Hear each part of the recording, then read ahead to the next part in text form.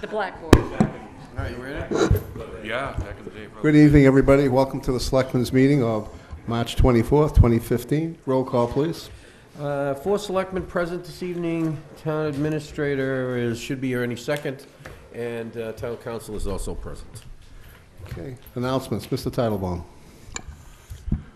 Yes, the usual election announcement, April 7th, from 8 a.m. to 8 p.m. Following precincts: Precinct 1, Town Hall, 54 Marion Road; Precinct 2, Hammond School, I forget the street address, but that's an onset; Precinct 3, Minot Forest School on Minot Ave; Precinct 4 and 5, the Deacon School in West Wareham off of Main Street; Precinct 6, the Minot Forest School, Minot Ave. Also, a week following that, on April 14th, out at the new Marriott, the Beach and Tourism Advisory Committee will be hosting, not quite sure what we're calling it yet, but it's going to be sort of a get-together of folks interested in tourism in the town. We're going to have some legislators here. We're going to have the head of the Plymouth County Development Council, who's the regional tourism head there, and I would encourage any business in town that has any interest in tourists to show up and attend and get on board with some of the things we're doing. Thank you. Ms. Whiteside.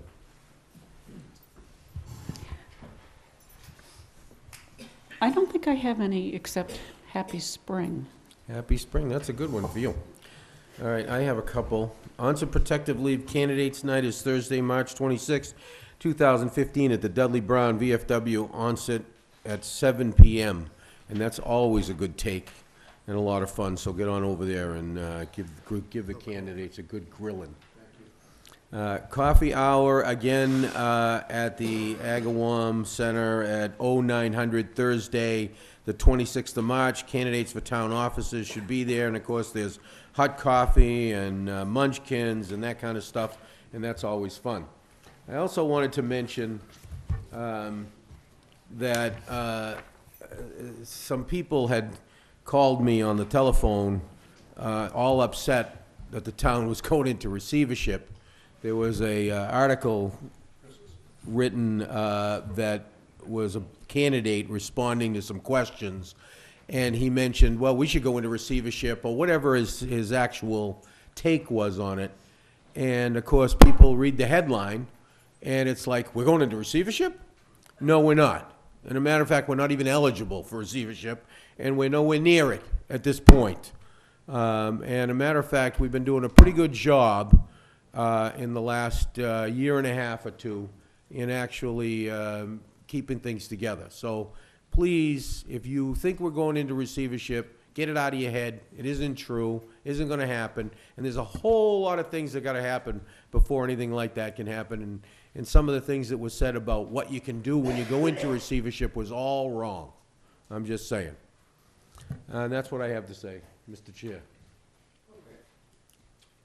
Put my thing back on. I just want to read very quickly, I won't go through all of it, just so people understand that what's happening in Wareham with budgets and stuff is happening all over the state of Massachusetts, probably all over the country, really. It's just a quick aside. I have a friend who lives in Indiana. They do county government, and the counties, of course, run the schools.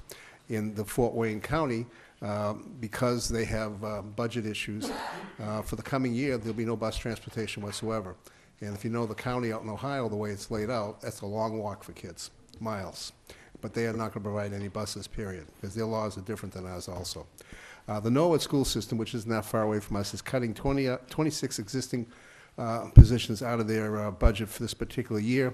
Due to money, they have to cut $2.3 million in personnel from their budget on their March 11th meeting. This represents 30 positions, 4 of which were proposed for the new elementary school teachers. The other 26 are current Norwood Public School employees. And I'll actually go down the list. Callahan School, 4th grade teacher. Cleveland School, 2nd grade teacher. Cleveland School, 3rd grade teacher. Prescott School, 2nd grade teacher. Prescott School, 3rd grade teacher. Prescott School, 4th grade teacher. Development Learning Center teacher. Coakley Middle School English teacher. CMS math teacher. CMS social studies teacher. CMS science teacher. CMS foreign language English teacher. CMS response to intervention math EEL support teacher. CMS guidance counselor. CMS librarian. CMS technology education teacher. Norwood High School English teacher. NHS, that's probably new at high school, foreign language teacher, math teacher, social studies teacher, science teacher, library secretary, aide, and 3 elementary school instrumental music teachers. We're not anywhere near doing things like that. These are draconian cuts.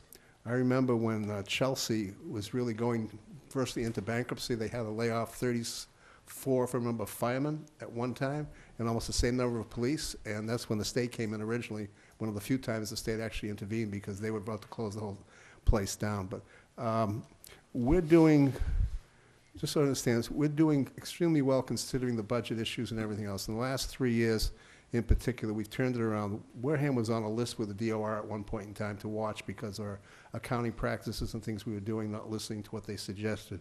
With Mr. Sullivan's hard work, with Jared Curtis from the DOR, we've gone from a watch to a almost model of how to turn a town around. In a very short period of time, the change has been amazing, and Mr. Sullivan deserves a tremendous amount of credit. He's worked with the DOR constantly, and we're now not watched anymore, they actually seek us out for information as well. They'll be here, I believe, in June, I think, Jared, and they'll probably be getting us to set our free cash and stuff months earlier than we did this last time, which is the earliest we've ever done it. So I'd like to thank everybody for what's happened, just so people understand. The other piece, I made mention, I'm sorry it takes so much time, about County Road. We don't have, with the Chapter 90 funds, enough money to fix the roads. There's not any city or town that has enough money on a yearly basis because of the amount of money you get versus what it costs. And there's an old formula out there now saying it costs $1 million a mile to pave a road. But it's not just the road you have to pave, it's basically the storm drains and everything else that goes with it, so it's not a simple project. Last week on Tuesday, I met as a member of the MPO. We had our meeting to talk about County Road. And when we talked about County Road, we talked about the 3 towns being involved and how the 3 of us together can't possibly fix the road, probably take us 5 years with the amount of money we get. I asked for help, I just simply said we need help.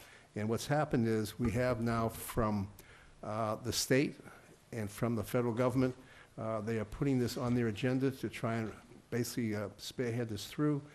Unfortunately, I can't get them to put it all together till June 2nd or 3rd, but the state is going to be looking at taking over the repair and the maintenance of County Road. I think this, from what I have, but I just got information yesterday, it looks as if everybody's on board to make this happen. So I ask everybody's patience with us because it's going to take a little longer than normal.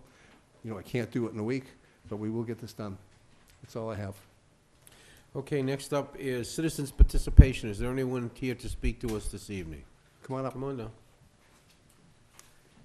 It's perfectly okay. Don't get nervous. It's fine.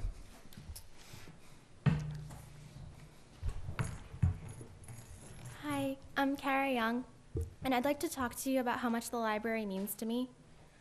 Go ahead. I go to the library as often as I can, and I love to read. It's where I first learned how to read, too. At story times, Miss Hickey, the librarian, would read Dr. Seuss books and other books, too. And that's where I got inspiration to write stories the way I do now, too.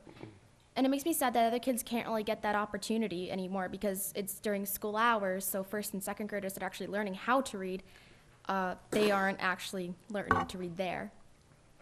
We also don't have a school library, and the Wareham Free is right next to it, so it's easy for kids to go after school. The library is something very special to me, and I really want to keep going back there as often as possible. Thank you. Thank you very much Thank for you. coming in. Anyone else?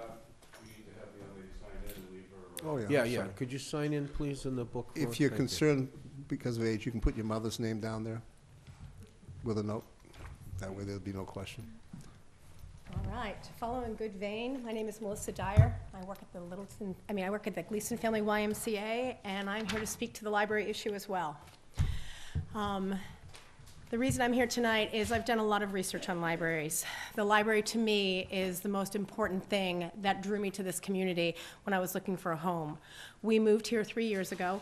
The reason we chose Wareham over the other options of towns is because Wareham actually had a beautiful library, a self-supporting system from what we could tell at that time, and it was a center for both arts and culture and education.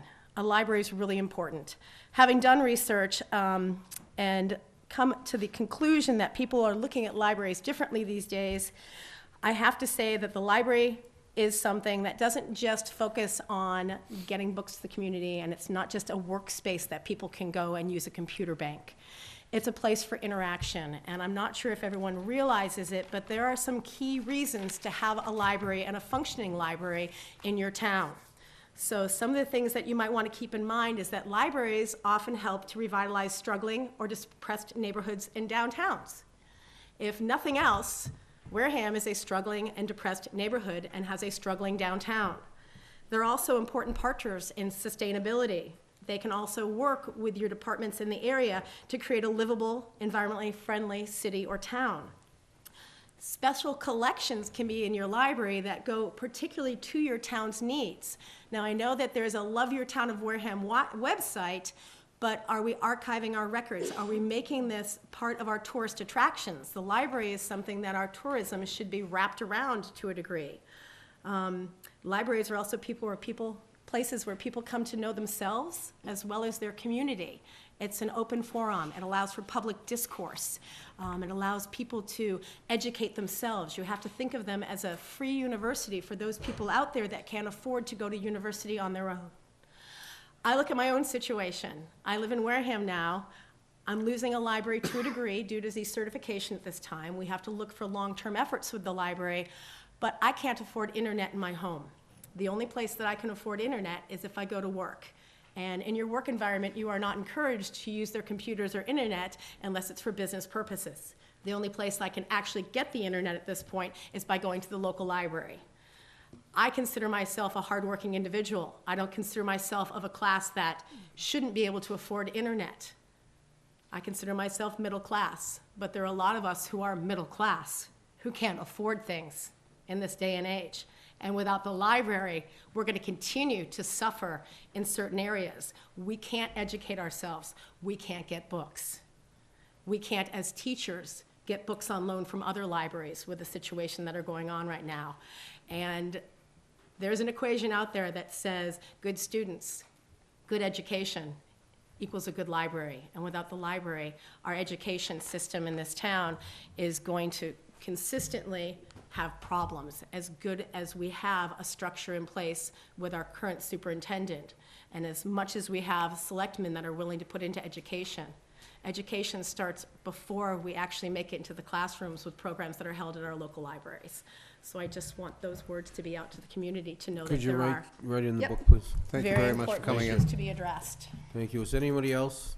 Yeah, we got a couple more minutes. Anybody else?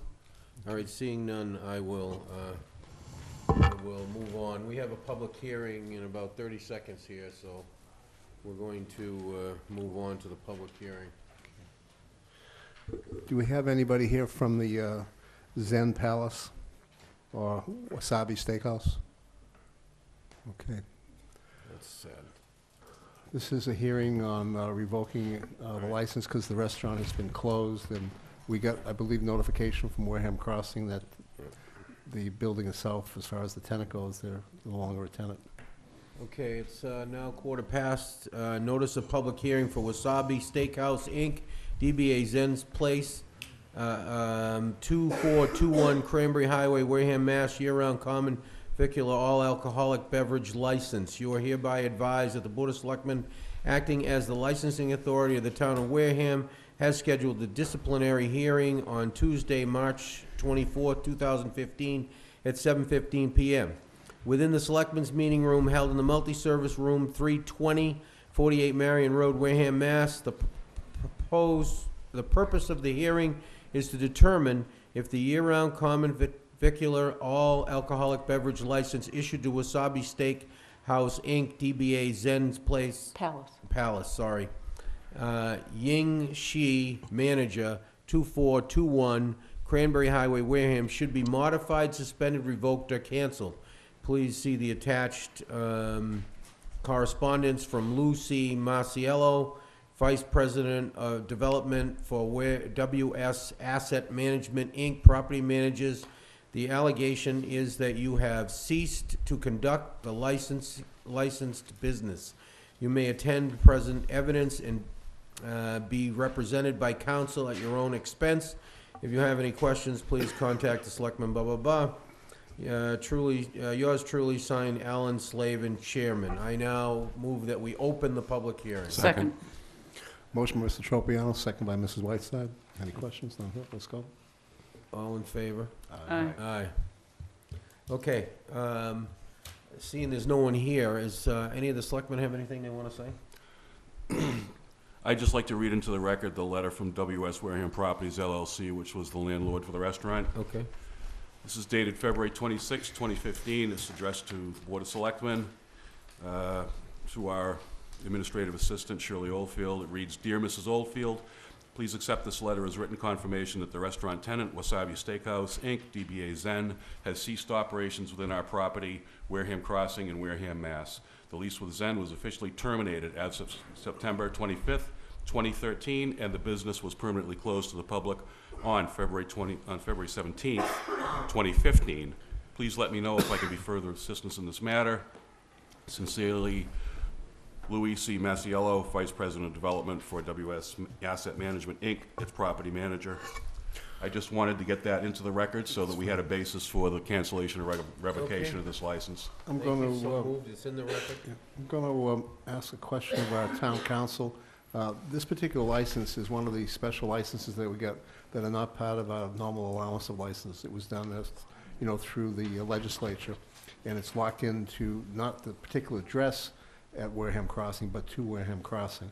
And we have to be very careful how we handle this, because if we do it the wrong way, the license goes away permanently. So, and I know they're negotiating with another restaurant possibly moving into that spot, so I need to make sure that we use the right terminology.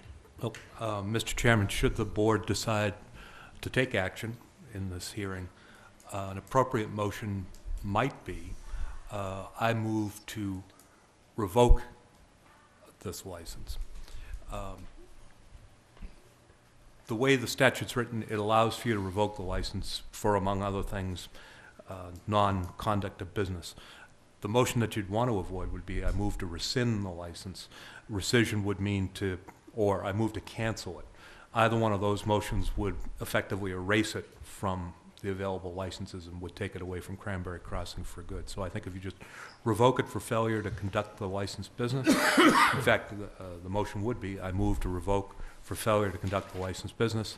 I think that protects the license. So moved. Okay. I would ask a motion. Whoa, No, no, whoa. This is a public hearing. yeah, I can't do that. Is yet. there anybody Gotta here, close it. is there anybody Gotta close here who wants to speak in favor of Wasabi? Anybody wants to speak against Wasabi? I move we close the public hearing. Second. Motion by Mr. Tropiano, second by Mrs. Whiteside. Any questions? None heard, all in favor? Aye. Opposed, abstained, 400. Now we can have a motion. I would ask a motion based on, as Mr. Okay, I move that the Wareham Board of Selectmen revoke the Thank you. license of Wasabi Steakhouse, Inc., DBA Zen Palace, 2421 Cranberry Highway, Wareham, Massachusetts, for failure to conduct business Second. thereon. Second. Motion by Mr. Titlebaum, second by Mrs. Whiteside. Any questions from the board? None heard, all in favor? Aye. Aye. Opposed, abstained, 400. Thank you. All right, next up is the update on the CIP program and coastal management. Come on down, gentlemen. Mr. Clerk, I think we have somebody coming over to put on put the overhead projector for them. So I don't know if you've got some time to hold All right, off we till can, they come we'll, over. if you can wait a few minutes, we'll Sure. do a couple of quick things and Sorry, come Russ. back to it. All right, can we have the harbor master here to discuss fees? No, that's you have all the information there, and Okay, it's pretty much pro forma. all right. Has the board reviewed the paperwork? Yes, sir. Anybody have any questions from the board on these fee changes No, and sir. modifications? He did a very complete presentation to us Mr. Tropiano? You all set? through the mail. I'm all set. I would ask a motion to accept the new fees. So moved. Motion by Mrs. Whiteside. I need a second. Second. Second by Mr. Titlebaum. Any discussion? None heard, all in favor? All right. Opposed, abstained, 400. And they are effective immediately. I guess I I need to say think they'd that. be effective like May 1st when he actually starts the Mm. launch program. Yeah. All right. Let's see. Thank you very much. Yes, cultural. Actually, the launch service begins June 1st. I don't want anybody waiting at the pier for a boat that doesn't show up. No, but the licensing fees and everything, you have to, you can't just all run down there on June 1st and expect everything to be You can done. get it- You can get your stuff ahead of time if you All want. right, discussion with Massachusetts Cultural Council. Paul, would you like to come up also, please? Yeah, you want to use Mary Jenkins? Yeah. She's Come right on there. down, She's you're the right there, next Paul. contestants. What's that? She's right there. Hi, Mary. Nice to meet you. Nice to meet you, too. Now you gotta pull the mics close, okay? Please. So since I am from the Cultural Council, I will introduce Mary Jenkins from the Massachusetts Cultural Council. Okay. Just before we start, this is something that Paul came up and talked to me about. They will explain the different opportunities that this could possibly put together for us, short-term and long-term. Thank you. Right. And I'll just hand it over to you since, Thank you very much. And I want to thank you for taking the time to hear me today. And I had the opportunity to come down a little earlier from Boston. I didn't come via British Landing, but it was a nice spot to find and to see it sort of utilized in a different way. And obviously, I'm not from around here, but I've worked for the Massachusetts Cultural Council for the last 15 years and with communities across the state on issues connected to revitalization and tourism. So I oversee the Massachusetts Cultural Districts Initiative, which was a program that was launched just 3 years ago. Currently, there are 27 designated cultural districts in the state, ranging from Pittsfield through to Orleans. The most recently designated community was Plymouth, which is very close to you. And let me just sort of back up and sort of discuss a little bit about who we are and, in case you don't know us, and what it is we're about. So the Massachusetts Cultural Council is the state arts agency. We receive our allocation directly from the legislature. Our mission is to promote excellence, access, and education and diversity in the arts, humanities, and interpretive sciences in order to improve the quality of life for all Massachusetts residents and to contribute to the economic vitality of our communities.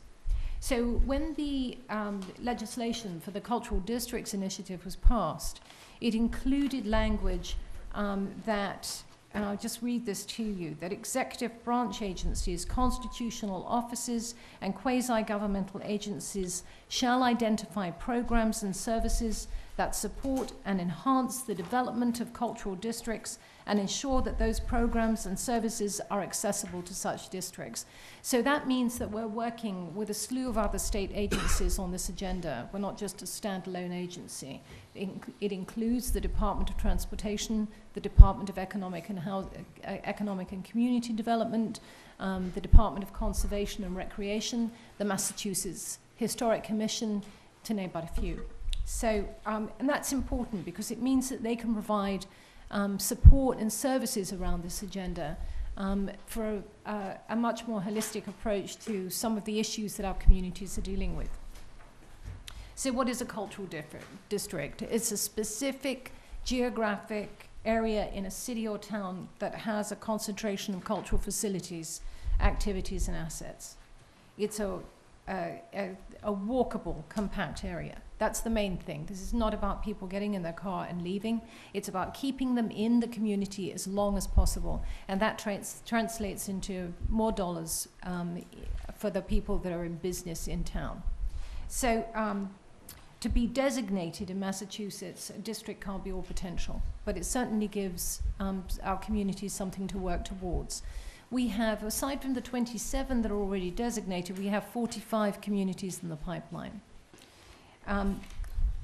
Our goals are to attract artists and creative entrepreneurs, encourage business and job development, establish the district as a tourism destination, preserve and reuse historic buildings, enhance property values, and foster local cultural development. We'd like to see more of our residents participating in the cultural programs that take place within our communities. People usually get pretty excited about the goal we have around enhanced property values. That is not about raising real estate values. That is about ensuring that the buildings that are currently empty are back on the tax rolls so that municipality can take those dollars and put it to good use in the community. So why are we doing this? Because we think historic preservation and tourism are fundamental to the lifeblood, to the economy of this state. Any city or town in the state of Massachusetts is eligible for designation. And the municipality, the town government, is the applicant. So there is a provision for a third-party manager for a district where the town doesn't want to take direct management responsibility. And we have that in about 50% of the cases where a municipality has applied for designation. And they vary. They can be chambers of commerce. In one instance, we have an art association who's taken responsibility, so it's variable. The third-party organization must have the capacity and be of good standing within the community. So you can apply for more than one cultural district. We have currently 2 in Boston, 2 in Hyannis, and 2 in Gloucester. The length of designation is 5 years. We did this deliberately so it would traverse some of the political transitions that take place within a community. And it's a renewable, it's renewable, so that if the goals are met and people feel that progress is being made, you can apply for redesignation and it'll be granted. So one of the state agencies we're working with, I think, which is important to you, given the dialogue you're going to be entering into around tourism, is the Massachusetts Office of Travel and Tourism. And they have taken the responsibility for marketing the districts. So that inclusion, right now they have included cultural districts on their website. This gives all the districts access to a national and international crowd. And I think that's significant. That's at no cost to the communities that are involved. There's a rolling deadline. There's no specific deadline. It's really when a community is ready to go ahead and submit an application to us for a review.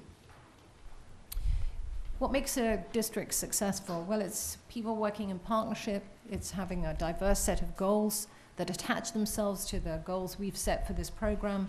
It's about governance and management, and it's really sort of working on some of the nubby problems that exist about how business gets done, particularly for those businesses who are attracting some of the people that have the funds to be able to leave behind. So restaurants, retail stores, the folks who are in the real estate business that do rentals for tourists, particularly in an area like this, are really key. So the responsibility of the city or town is to form a partnership amongst the stakeholders in the community who are interested in moving on the designation. And there must be a governance structure. The management responsibility, as I said, can be assigned to a Main Street program, a Chamber of Commerce, a historic district, and so on. The cultural organizations that are located outside of the boundaries of the district can be involved in the district by programming inside of it. And we usually see a huge range of businesses and organizations that come to the table who have an interest in what I think is a very can-do agenda. So what we suggest is the application itself is a work plan. In it is an inventory of the cultural assets within the community. And I think it's a terrific opportunity both for the community to be able to think about how it would want to present itself to somebody from someplace else. And given the history of this particular place, I always tell people there is no other place like the particular community I'm visiting. And that's true. The history, the backdrop, the working life of this community and its people is unique to it. And I think being able to tease out what kind of story you want to tell today is a fundamental part of deciding whether or not you want to then move on being able to tell the story in a more public way. I mean, in a way, creating more visibility for yourself as a community, and in doing so, attract more people who would come and visit here because of that story. So with your backdrop in manufacturing and shipbuilding and the sea, I think there's a very rich story to tell. In addition, I think that if you want to attract people here, what is it you want to do in your downtown footprint to bring in the kinds of businesses that would help people linger longer? The cultural district areas are not necessarily very big, but it's the diversity of the business footprint that sort of really wins the day. You have a maritime museum, you have several religious places, you have a very fine run of historic, what looks like sea captains' houses on one of your, I think on the High Street. Was it the High Street or the Main Street? Main Street. On Main Street, that tell a story about the sort of backdrop to this. So if there is interest in this, I think it's about being able to convene a separate meeting about it, inviting some dialogue and conversation about the best way to move forward. What I will say at this point in time is that we have no funding to offer. We took this program to the legislature as a revenue neutral program, and we're now working with Senate President Stan Rosenberg to see whether or not there'll be funding available in 2016, in FY 2016. By we, you mean the Massachusetts Cultural Council? The Massachusetts as opposed Cultural to the other Council. departments. That's right. So, are there any questions for me that I can be of use? First question right off the bat. So we do not know whether or not you have funding going forward? We don't have funding for this specific program, but given the amount of time it usually takes communities to organize themselves around this agenda, I wouldn't concern myself so much with this. I think that we're going to see funding sort of, if we don't see funding in FY16, I think we'll see it in FY17. Thank you. Mr. Titlebaum? Yeah, it's kind of interesting. Just yesterday, I was in the office of our Community and Economic Development Director, Salvador Pina, and he was talking about our nail factory. Now, I don't know if you've heard about that, or if Paul has told you about that. Yes. It's been kind of an interesting and indeed controversial sort of white elephant since we acquired it. I think in 2005. We've been sort of casting about, thinking about what to do with this thing. Nobody has stepped forward and shown any outside interest in doing anything there. He discussed the possibility of converting it into an arts center with artist lofts, perhaps residences on one level, stores on another level. The floor, which is, it's a very tall building. I mean, it goes 50 feet up from the floor to the roof. It's actually, the backside of it is actually part of a dam that we're going to be working on. A lot of history here. But anyway, he referred me to the Narrows Center over in Fall River. Absolutely. As sort of a model for what this could become, or an idea of what it could become. And so it's kind of interesting that yesterday we were just talking about that particular building, which, as I say, has been a 7-figure white elephant for us. We don't know what to do with it. And yet, here you are today talking about cultural districts. It's no accident. He's talking about, yeah, okay. The other piece to this is in relation to tourism and development of our waterfront usage, beachgoers and so on and so forth. Onset Beach is one of the great beaches around. And it also has the benefit of the historic value of being a Victorian village, where many of the buildings that were put up in the 1870s and 1880s and 1890s still look the same, with the gingerbread features and everything else. It's very quaint. A quaint seaside village is really the best way to put it. And so I'm almost thinking in my mind that we might have two different areas for you to consider in the future. Paul, how will you be working with Mary going forward? Well, let me back up a little bit and explain how I found out about all of this in the first place. I was, as I think all of you know, that I've been trying to do something to raise some money for the band shell, to refurbish the band shell. And, you know, in my youth, I actually worked with the Massachusetts Cultural Council regularly. And I thought, well, I'll go back, see what they're doing these days. And as I dug around a little bit, I saw, well, the website is pretty easy to navigate. And I came into this thing that they called Creative Communities, and just started digging. And I found out about we haven't talked about this, but the art space grants and things like that, where there is funding available, and the Massachusetts facility. What is it called? Cultural Facilities Fund. Thank you. Cultural Facilities Fund, and that. You know, once we partnered up with this, as Mary had mentioned, that we become partners with a plethora of, who uses the word plethora? With a whole lot of state departments, like the Department of Transportation, et cetera. And I thought that what we should be doing is dovetailing the efforts of the arts community together with what the efforts of the town is doing. It only makes sense. That's why I said it's not a mistake that Sal and I are really kind of walking down basically the same path. So, Can I just add, the Cultural Facilities Fund is a fund to support the renovation or the establishment of cultural buildings within the state. So, most of our cultural organizations are housed in historic buildings. We're very sensitive to that. This year, we dispersed $30 million through the fund. So, and I'm here to tell you that there hasn't been an art space for housing artists in the state that hasn't been filled. So, and there are plenty of examples to look at for you to help sort of build your own understanding of actually the potential.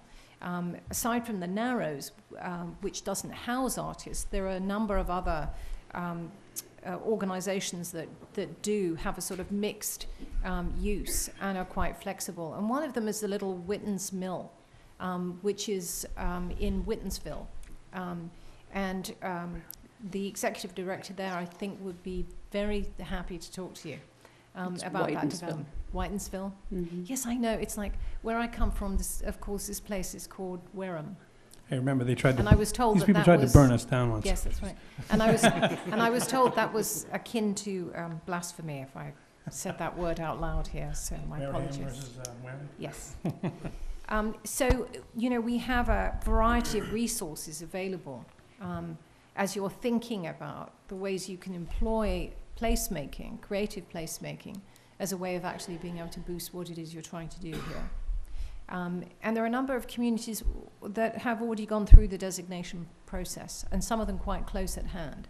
So Sandwich and Plymouth are both in that place, I would suggest, and I can supply Paul with the contact information for those folks, so you can talk to them directly about what they've done. Thank you. Welcome to Wareham. Thank you. I say it the same way that you do. But I was told when I ran for office that I had to learn how to say it differently, so it's the ham. Wareham has a very long history beyond its incorporation date. There are many colonial homes in Wareham and pre-colonial homes, and many of them have fallen into disrepair. We have a cemetery here with an ancient section where one of George Washington's personal aides is buried. We're the only place in the United States, I think, that celebrates being defeated. And I do not understand that, but that's okay. No, they weren't defeated. Well, Bunker Hill. And I should point out that I live in Lexington. oh, good. All I can say is it's a long story, but Lexington and Concord are still fighting about who won what and how. We already have several cultural centers here in Wareham. There's a new, well, I don't know how new it is, but the Cape Verdean Cultural Center is struggling to get funding. And you mentioned shipbuilding and can't remember what else, but tourism certainly. The beginning of spiritualism in the New England area here. Bog iron and those wonderful cannonballs that weren't particularly effective. So I think it's a great idea. However,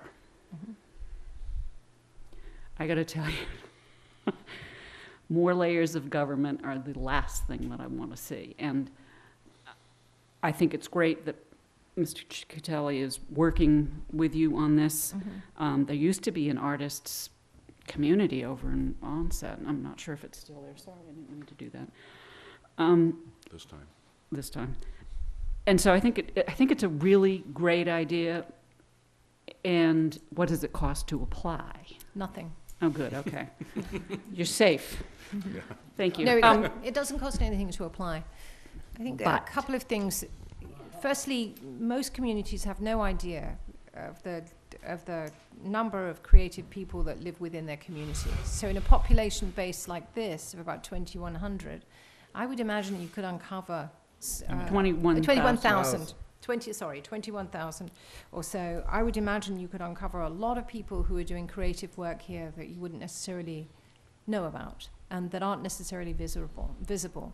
And that's the basis for a conversation about what they could lend or what they would like to see happen right here. When the town of Maynard had a redundant middle school, they turned towards their own community because they didn't think there was anybody there particularly, and said that if we're going to change the school over and we're going to use it for artist-based use, it should be for local people. It should be for the community. And over 65% of the space, and it's a very large middle school, is populated by artists within the community, including the janitor's closet, which is rented by a miniaturist. So that seriously, so it it depends how you want to come at this. The story, what you've described to me, has a lot of richness to it.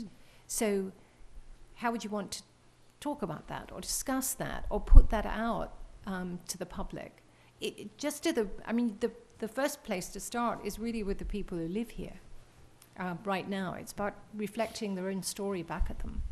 And then what about the surrounding communities, the communities that are close in, that might drive through Wareham, might not come here particularly, but if you were doing something that celebrated who you are and what you're doing, or developed a program that looked at those captains' houses, looked at that maritime history, looked at the sort of your specific history as opposed to anyone else's, then I think you could bring people here. And you don't have to cross the bridges. No. That is the biggest. Yeah. The buzzword Exactly. the buzzword that the creative communities are using is vibrancy, and the idea is to add vibrancy to any particular area. Is to increase the invitation for people to not only come visit the first time, excuse me, and make it worthwhile for people like the Mott to push an area like this, but it will be that hopefully people will come back and they will talk about it when they leave and suggest to other people to come back. Artists have a tendency to be, I don't know if, I don't want to get too far afield, but I mean, this is an international movement. The UN and UNESCO have a 2,500-page report on creating vibrancy and creative economy, because things like urban redevelopment has not worked. And artists have a tendency to be recession-proof. And in fact, during a recession, often make hay, because while nobody else is working, they work to increase their particular assets and their inventory for sale for when people begin to have more money. So anyway, all I'm just trying to say is just we're not alone here. There's a lot of places in the world that are actually trying to go down this same road. And tourism, correct me if I'm wrong, it's $19 billion in Massachusetts? Mm-hmm. I want some of that money. $19 billion, that's a nice chunk. The arts themselves generate $4.32 billion. Mm-hmm. It's the third largest revenue stream in Massachusetts. Seems like something we ought to be getting a hold of, since we have a huge amount of, I don't want to use the word plethora again, a huge amount of artists and art organizations in this town. And that was why I thought it only makes sense to, what's that? It's a word I love to use. Oh, plethora? Okay, good. Well, now I don't feel so bad. I think what makes the difference is when you, a lot of communities that are not tourism inclined, or even communities that have tourist turn up, are ambivalent. You know, I was at a meeting in a seaside community, which I won't name, recently, and people were talking about, how they were not thrilled about the people who were turning up, and that they took up the parking spaces, they were a nuisance, they were this, that, and the other.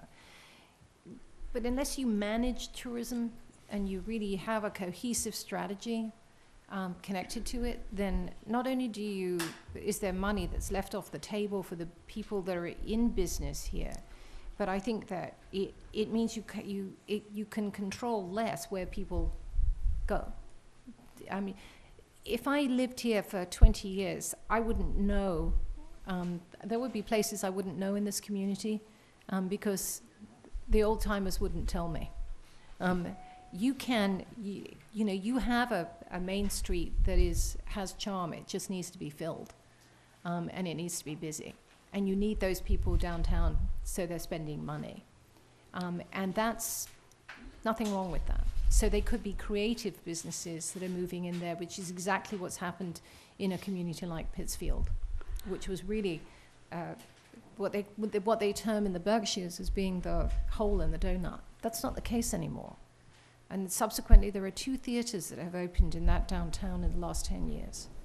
So these are, it's worth looking at as a strategy. Can I just ask you about Gloucester? Yes. Where are the 2 locations? Well, I'm sorry? In Gloucester, Massachusetts. It's Harbour Town and Rocky Neck. Rocky Neck is an art colony. Yes. One of the oldest in the country. And Harbour Town incorporates their main street and the walk along the harbour. Okay. And the second, maybe last question.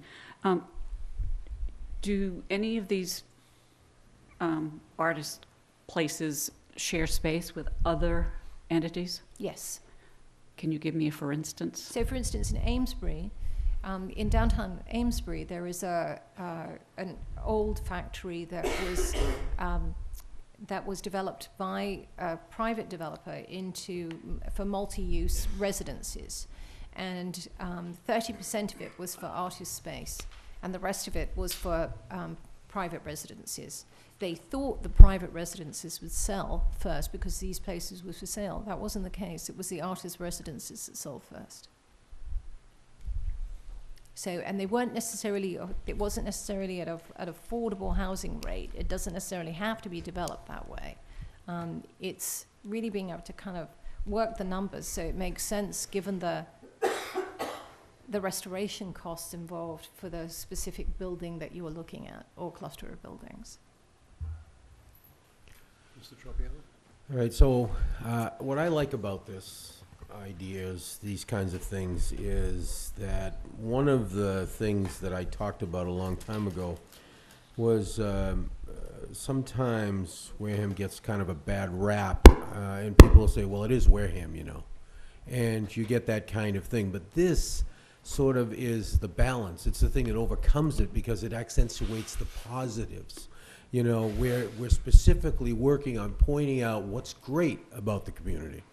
And people need to hear that. They need to hear what the good parts are. That is vibrancy. It's really easy to pick out the bad stuff wherever you go.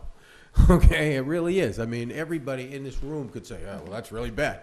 Okay, and you seem to remember bad things. You know what I mean? It's just the nature of who we are. Something bad happens to you, you remember it forever. Something good happens to you, you remember it for 10 minutes and then it's gone. You sure don't remember it again. You take it for granted or whatever it is. See, this allows us to continually accent the positives in the community for a change and not just look at the negatives. It's a foundation for good. Exactly. It's really a good foundation. It's really a good idea to do those kinds of things. And I think it's terrific. And I think however we can help, we should help. Good to hear. Okay, thank you.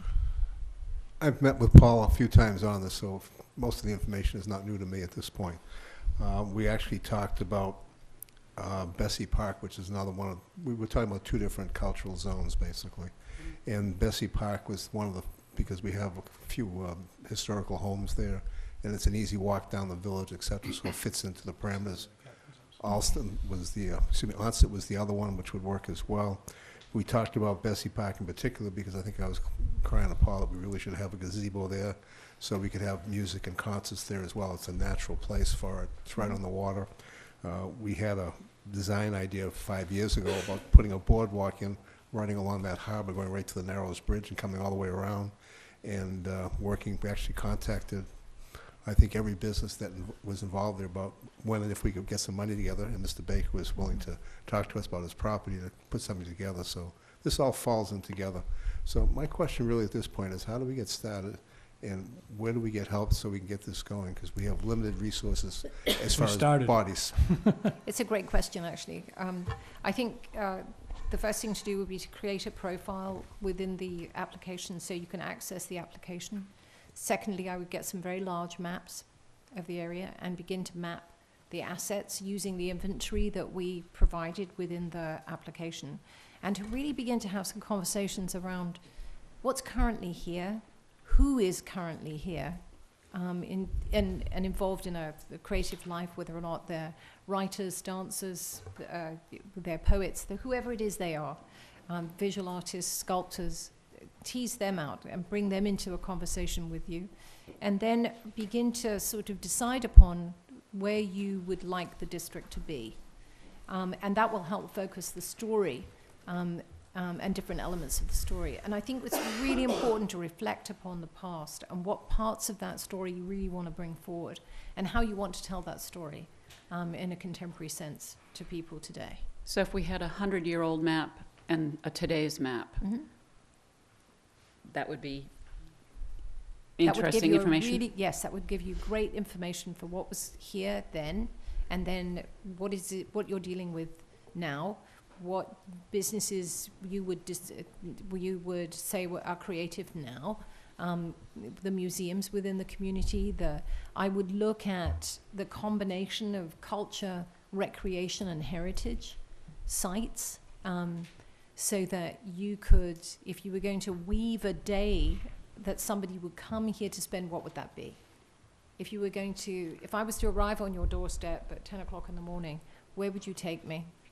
What would I do during the course of that day, and where would we eat? Which would all depend on what kind of person you were and what you were looking to do. Yeah. We actually had high school students several years ago conducting tours through the historical buildings, some of the historical buildings in town, in costume. It was great. It was a summer job for them. It was a really, really interesting thing for them to do, and they had put it together basically themselves. Oftentimes people will say to me, well, how can we do this? We don't have any money. And I say, well, start with what isn't going to cost you anything. And a conversation doesn't cost anything. No. So being able to organize behind this is the first step in sort of thinking about it. So some communities have run community charrettes. A charrette is just a meeting to sort of pull everything together and look at what everybody has. Everyone's got a story about the way their family has been present in this community, or they live here today, or what they do. I would tease out some of the old elders within this community. I think they have additional stories to tell about things that used to take place here that may not take place anymore. The way this community used to celebrate itself, I think, is a really important aspect of this. So were there July 4th parades, or was there a Wareham Day parade, or some such that you could sort of tease out? And also, were there people of significance living here that were also involved in creative life? I've been talking to the community, the folks in Medfield recently, and Lowell Mason, who wrote the hymn "Joy to the World," lived in Medfield for a very long time. And I also didn't know that community, there was a very healthy straw hat business. So what is it you want to lay claim to here that is your unique story, including the nail company? Nails. So basically what we're talking about at this point here is really engaging our historical society in the town, probably our historical commission, cultural council that we have here, and some of the other groups that we know we can come up with in the area. OBA, Wareham Village Association. We have some older selectmen, including Mrs. Whiteside. Excuse me? Who have history. We actually still have two selectmen that actually were involved with writing the charter back in 1977, which would be interesting stories how that all worked. And we do have some books on history. The Historical Society does have maps going back 100 and 200 years that actually shows who's living where. They actually would list the name of the owner of the home or the business, etc. So we have a lot of assets. Old rusty cannons. Yeah, what I'd like to do... Which did not belong to it didn't that belong, ship.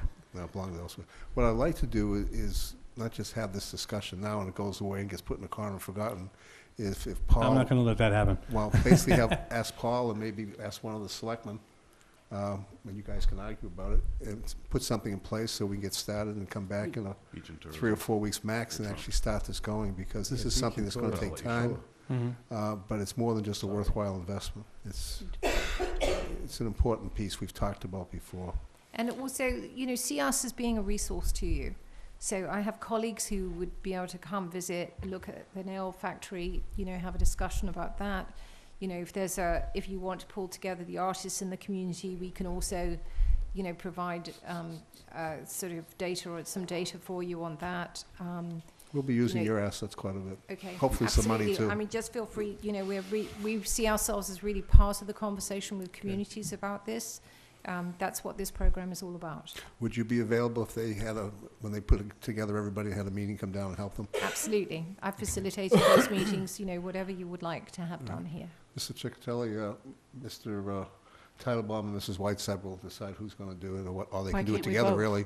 The whole idea is building partnerships. Why Well, don't I'm they just both saying, do you it? can have He's- two. he- Two is a workshop anyway, it's not he's a, mouth on muscle. yeah. He's mouth, your mouth. Well, he's muscle sometimes, but he poops out easy. He does. Okay. Okay. Does the board want to just vote affirmative action on this or not? So moved. Second? Any questions? What are we moving We'll affirmative? continue, develop- continue the To the develop. outreach. To develop Wareham. I mean, the Cultural next Council. step is I got to get on the computer and set up a profile with between us and the Yeah. cultural council. So Matt Underhill, who's in the back of the room, is going to be up a few minutes for something else. Can get you probably GIS maps. If Matt doesn't have the time, we can go to basically SERPED, and they have the GIS program where you could get a current map, which will list, I think, all the businesses, et cetera. The Right. GIS program makes life a lot easier.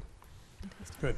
So we can. I would do- suggest do we have- also need to engage our CETA office we're gonna- quite a bit on We're this. going to engage everybody we have to. That's, and Yeah, everybody we I can. spoke with Sal extensively today. Actually, Right. Just happened right into him. And if you don't put Howard Smith on this or his wife, you're crazy because they go back I love beyond those the guys. beginning. More than happy to work We want with to get them. Howie. Howie loves this Howard stuff. loves this Yeah. stuff. He knows where all the meets and bounds are, perambulating the bounds. We did that. Yes, we do. Excellent. Any other questions? None heard, all in favor? aye. Opposed, abstained? 400. Let's Thank get you very going. much. And I just wanted to just point out that the whole cultural council, I think that everybody's here, isn't it? The whole cultural council? Back there. And they are in favor of helping out as well.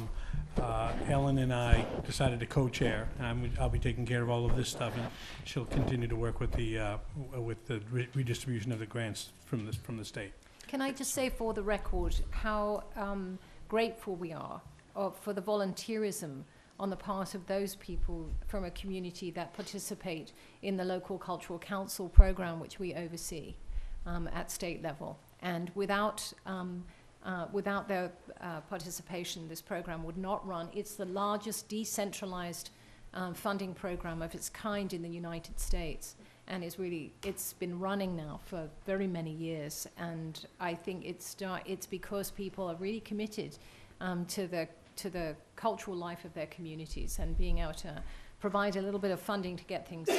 And I really take my hats off because there's a long history of volunteerism around this program, and Wareham is in there alongside everyone else. So thank you. Thank you for Thank coming. you. Thank you. Thank you. And thank you, Paul, and your Thank you. commission as well. Derek, is that still coming? The presentation. Yeah, he was waiting till these folks were finished. Okay, good. All right, great. So We're going to go back to sewer business, I didn't see item him A. back there. No, this, Thank you. this might take a few minutes to set up, though. Yeah, we'll give him a couple minutes, right? We can do that, or we can go with. Why don't we just give him a couple minutes? Pass that down to Derek. Do you want to take another item that doesn't require us to pull anybody up for a Sure. minute? Just hold on to that, Derek. If we vote for it, you need to sign that. We can do the discussion and vote on the Wareham Veterans Council. It's just changing the council from 9 to 11. You want to do that? Yeah, Guy. it's nobody has to be here for that. That's Okay. just a, I move Formality. we approve the change on the Veterans Council. you have to read it because it explains, it is a little bit, I don't think so. yeah, it does. It tells you what kind of, you're adding one number for, We're adding one Veteran. member. Here one it is. member for veteran and one member at large. It says, I thought it would be here, I apologize. let's see where it changes. In view of the positive, there's nothing here. Yes, it is. It just Right at the says bottom, there- that's the request, is the last sentence, Patrick. It says there, Add one member to the veterans group and one member to the members at-large group. well, let me just read the whole thing, and then we can go from there. It is recommended that the second sentence in the first paragraph of the mission statement be amended to read, "It shall consist of not more than 11 members who shall each serve a term of 3 years. No changes in the membership eligibility paragraph were addressed. However, it would be reasonable to add one member to the veterans group and one member to the members at large group. That's- So moved. Second. Any questions from the board? None heard, all in favor? Aye. Opposed, abstained, 400. I just would like to comment that it's really exciting that we have to up the the number of people who are interested in serving on this board. I think that's spectacular, and thank you very much, ladies and gentlemen.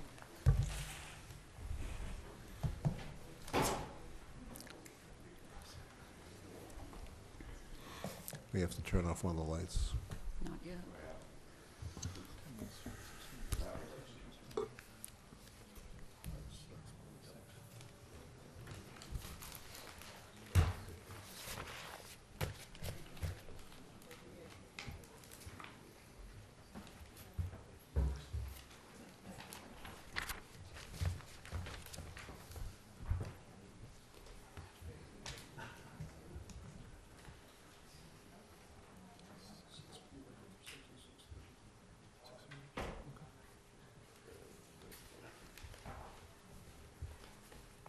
What I really want to see is, you know, like the buskers in Boston outside of Faneuil Hall. I want to see some of those guys on Main Street. Gals, girls, boys. You know how they stand there? They're painted silver.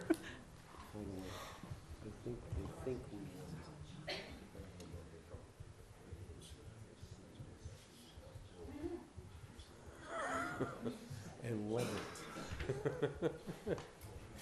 And the first president of the United States was killed, even though he wasn't named president yet, he was going to be. Joseph Warren was killed during a charge up the hill. He was shot in the head.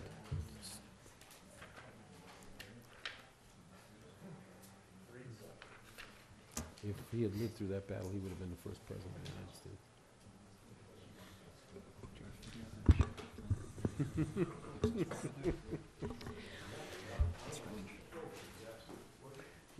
Yeah, after, it was really a bad scene for him. It's unfortunate because he was, he was a brilliant guy, and he would have been the first president without a question. He hadn't been killed. Did he have wooden teeth? Did he have wooden teeth? I'm not sure whether he did, but there were others who did. Lots of wooden teeth. I know. I'm teasing. John Hancock had wooden teeth.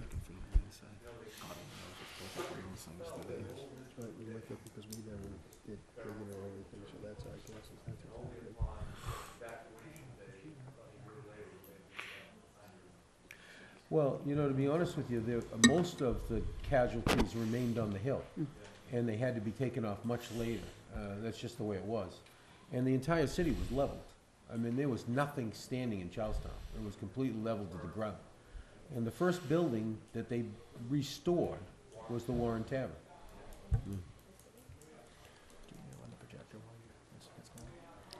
So here in this room, we've begun to put pictures of our history, which are the biggies, as well as some photographs that were taken by our town moderator's late brother, and they show, when we're through putting them all up, they will show the current view of Wareham. They're wonderful photographs. I'm really good at wasting time. Do you want us to do a dance show?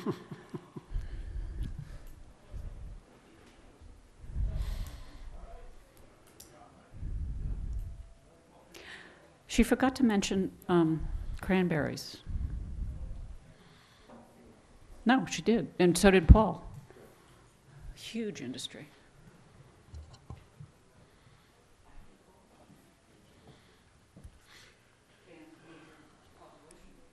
How about all the smelting plants? that Well, we the- used to have? Yeah, the smelting We plants, used to but the, Mine iron ore. right, the bog iron, and then, Hell's Blazers.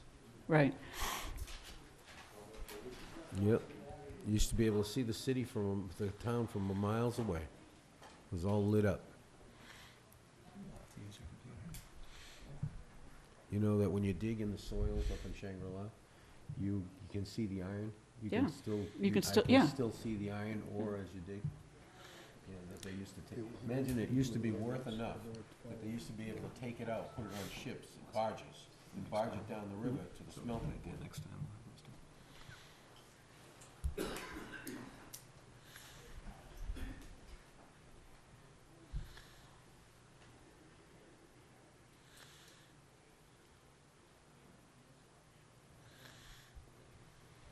People will see that layer all the time and think it's water or modeling, and it's not. It's actually Yeah, iron ore. iron. The rust.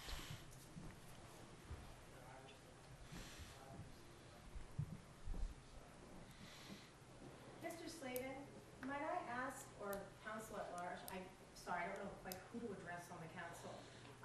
I'm here for the YMCA fundraiser program. I don't know if we just skipped past that as well on the agenda? No. Okay. We're going back to actually Sorbus, which is 7A. The harbor master's proposed launch fees? No, we did that already. Right. 7A. 7A, got it, sewer business. Yeah. Thank you. No, that's okay. We just kind of skipped over them, and we were trying to save space, so. Thank you. You have not been forgotten.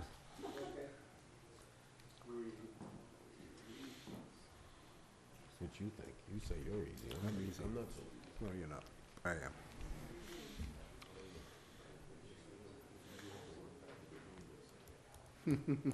Not me.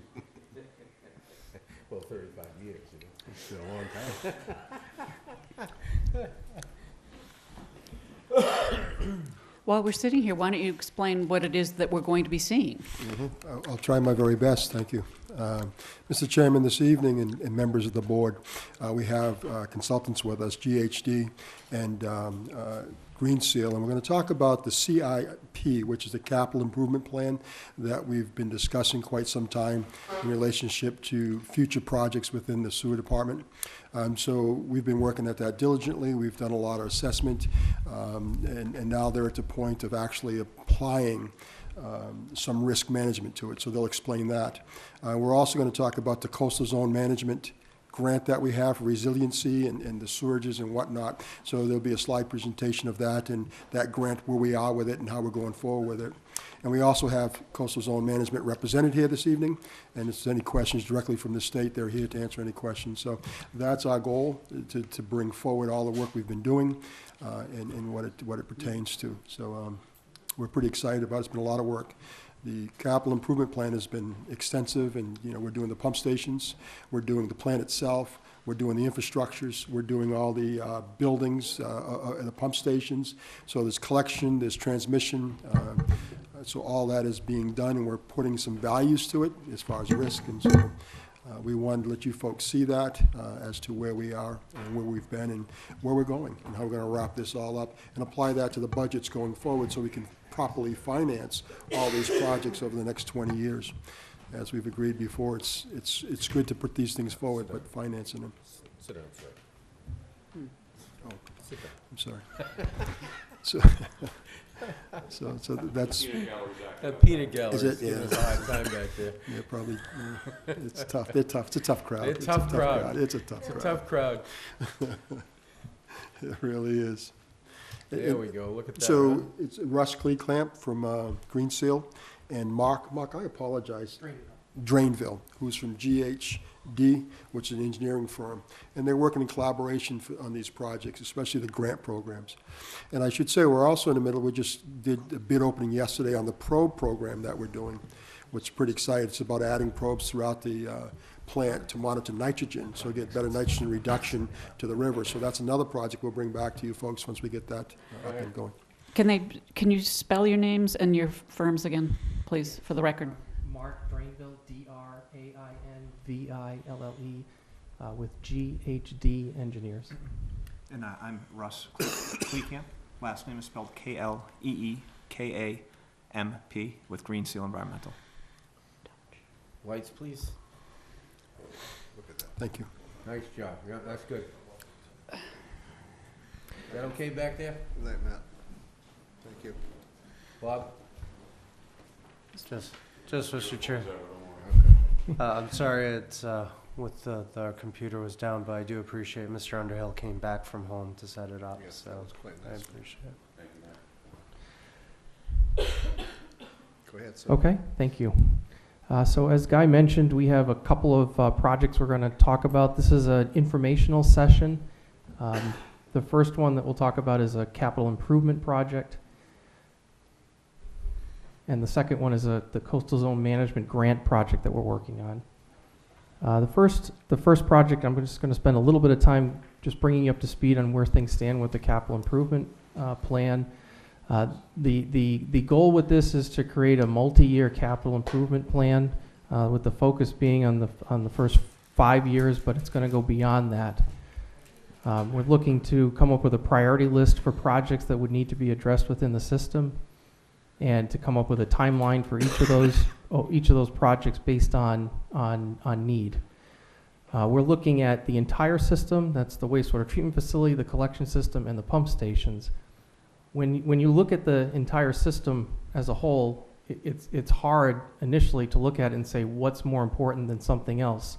But we have to do that in doing a project like this. And this is an example of what we're doing is we're taking a look at this is just most of the pump stations you have in town, and we've come up with a process of determining which are the most critical, and it's based on a couple of different factors. The condition or the age, coupled with the criticality of that particular asset. So if I could give you an example, let's get away from wastewater for a minute. If you look at a residential house, and you'll have some major appliances, refrigerator, washing machine, dryer, dishwasher. If all of those appliances had to be replaced, but you can only afford or only wanted to afford one at a time, you'd have to come up with a process by which you would determine what's the most critical asset or appliance in that case. And you might, in looking at those four, say, geez, I can't really live without a refrigerator, so that's got to be my number one asset, even though they're all important. So that's what we're trying to do, is looking at a collection of very important assets and trying to figure out which ones need to be addressed first. And that's what this process does. It allows us to come up with the highest need areas based on this analysis. There's a series of steps in the process where we're down to the final two. We've gone through all of the assets in the system, evaluated all those assets, coming up with a list of projects. And we're down to now coming up with costs, which is really the main focus of the CIP plan itself. And then after that, we'll create a draft report. We're hopeful that within about a month's time frame, we might be at that draft report time frame. We'd be able to come back and report on that draft report again to you.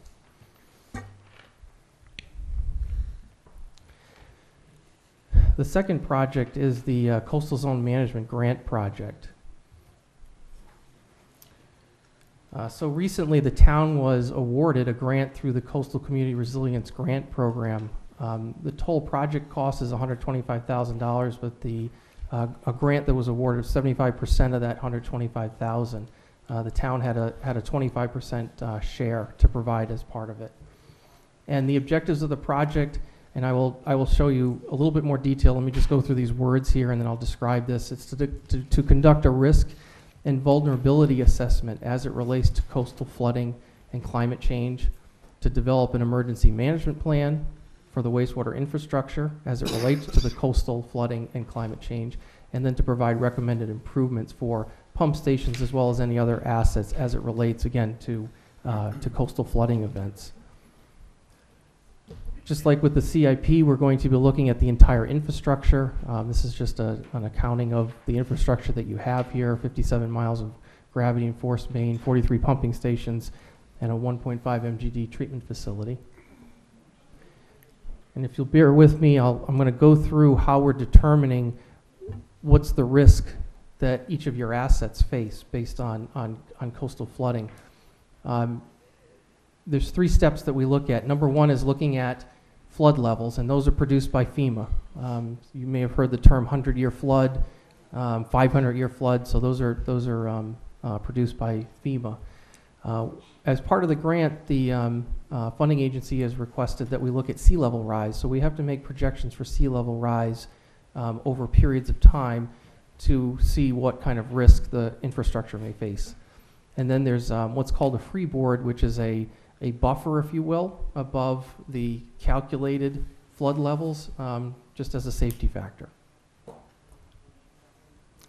This is a graph that's produced by, or it's adopted by the state of Massachusetts, showing different projections for sea level rise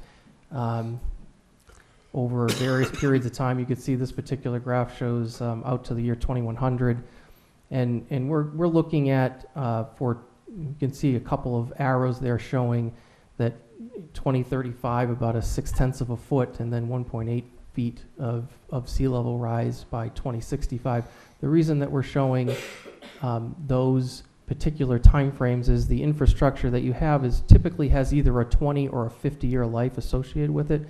Mechanical equipment is typically 20 years. Masonry and concrete typically has a 50 to 100-year life. So we're looking at we need to figure out how far out we need to consider with regard to the infrastructure. I'm not expecting you to be able to see this, but I just want to show, this is a FEMA map. This is the town, and it shows the different flood zones within the town. The light blue is what's commonly referred to as a 100-year flood zone. The purple is a velocity zone. Those are areas that are subject to wave action. And then I guess the orange area is a 500-year flood zone.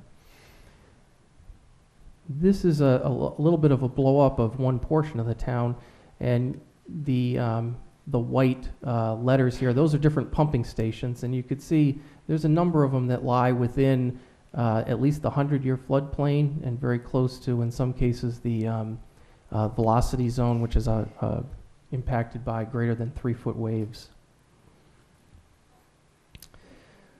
So the first step in the process was to go out and survey the different pump stations to get elevations at those pump stations, real elevations at the pump stations, and then to look at what kind of a risk might be associated with those pump stations relative to the flood elevations that we're determining. Let me just explain what these different levels are. The green represents the 100-year floodplain, and then we look at a series of other elevations with regard to sea level rise, as well as a buffer on top of that. So in the case of this particular pump station, which is the Ruggles pump station, you could see that the flood elevations have changed quite a bit in this area, and we need to look at that as part of this report as to what could be done to shore up this pump station to protect it from future risks. This is one of the worst, I will say, and I'll show you a couple of others. This is Narrows pump station, not too far away from here. Not quite as bad, but still flood elevations getting up to the doorway. And then the Kennedy Lane pump station, you could see all the flood elevations are down low. Can I just ask a question? Sure. If you back up one, that entire portion of the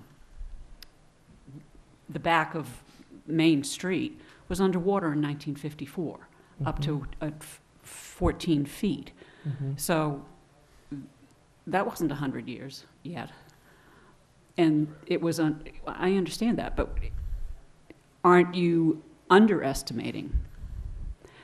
And Ruggles, that entire place was leveled in 38 and in 54. And I'm talking about leveled, reduced to matchsticks.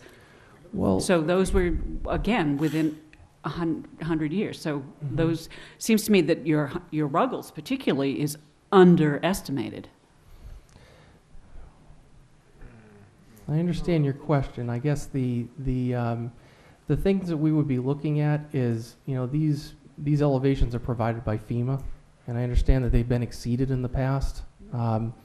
What this does tell us is it tells us that the stations need to be shored up to protect them, and it doesn't necessarily mean they need to be raised up. There are ways to protect them even at potentially at their current elevations. With some of the pump stations you have in town have more secure doors, kind of like submarine doors to prevent floodwaters from getting in.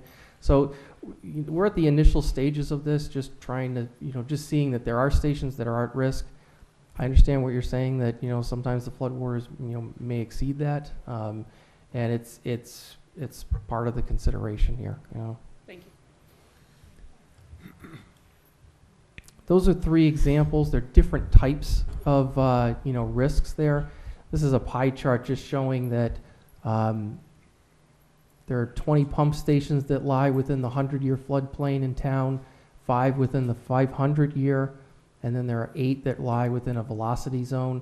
So the ones that I would say are at the higher risk are at the 100-year floodplain and the velocity zone, which is about 28 of the pump stations. So there are a decent number that are just by this at risk.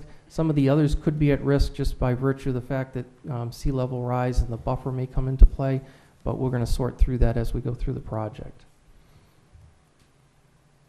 Some of the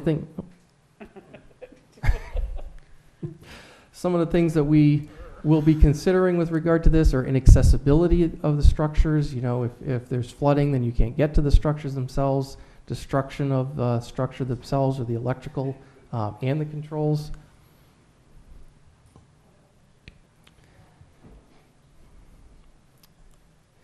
I just have,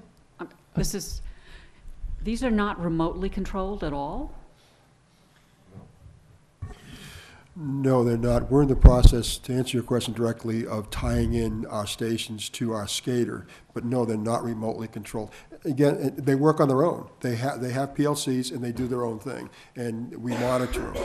So I guess to answer your question, yes, they are remotely controlled. They go on and they go on and they go on, but they have to be protected. Okay. If water gets in there, it's all electrical, we're in trouble, those type of things. Right, They but just if continue you to do it. short one, you don't short them all. No, one at a time they'll short, but remember, they're all interconnected, so this one goes to this one, it goes to this one. So let's say Narrow shuts down, everything behind it's affected because there's no place to go. So it's Right, just- okay. Yep.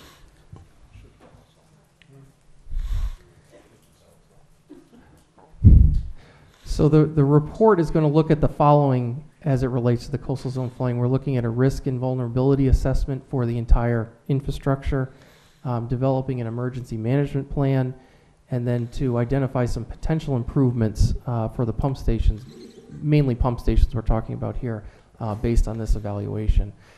The purpose of our coming here today is to just inform you of, this is background information, some initial work that's been done.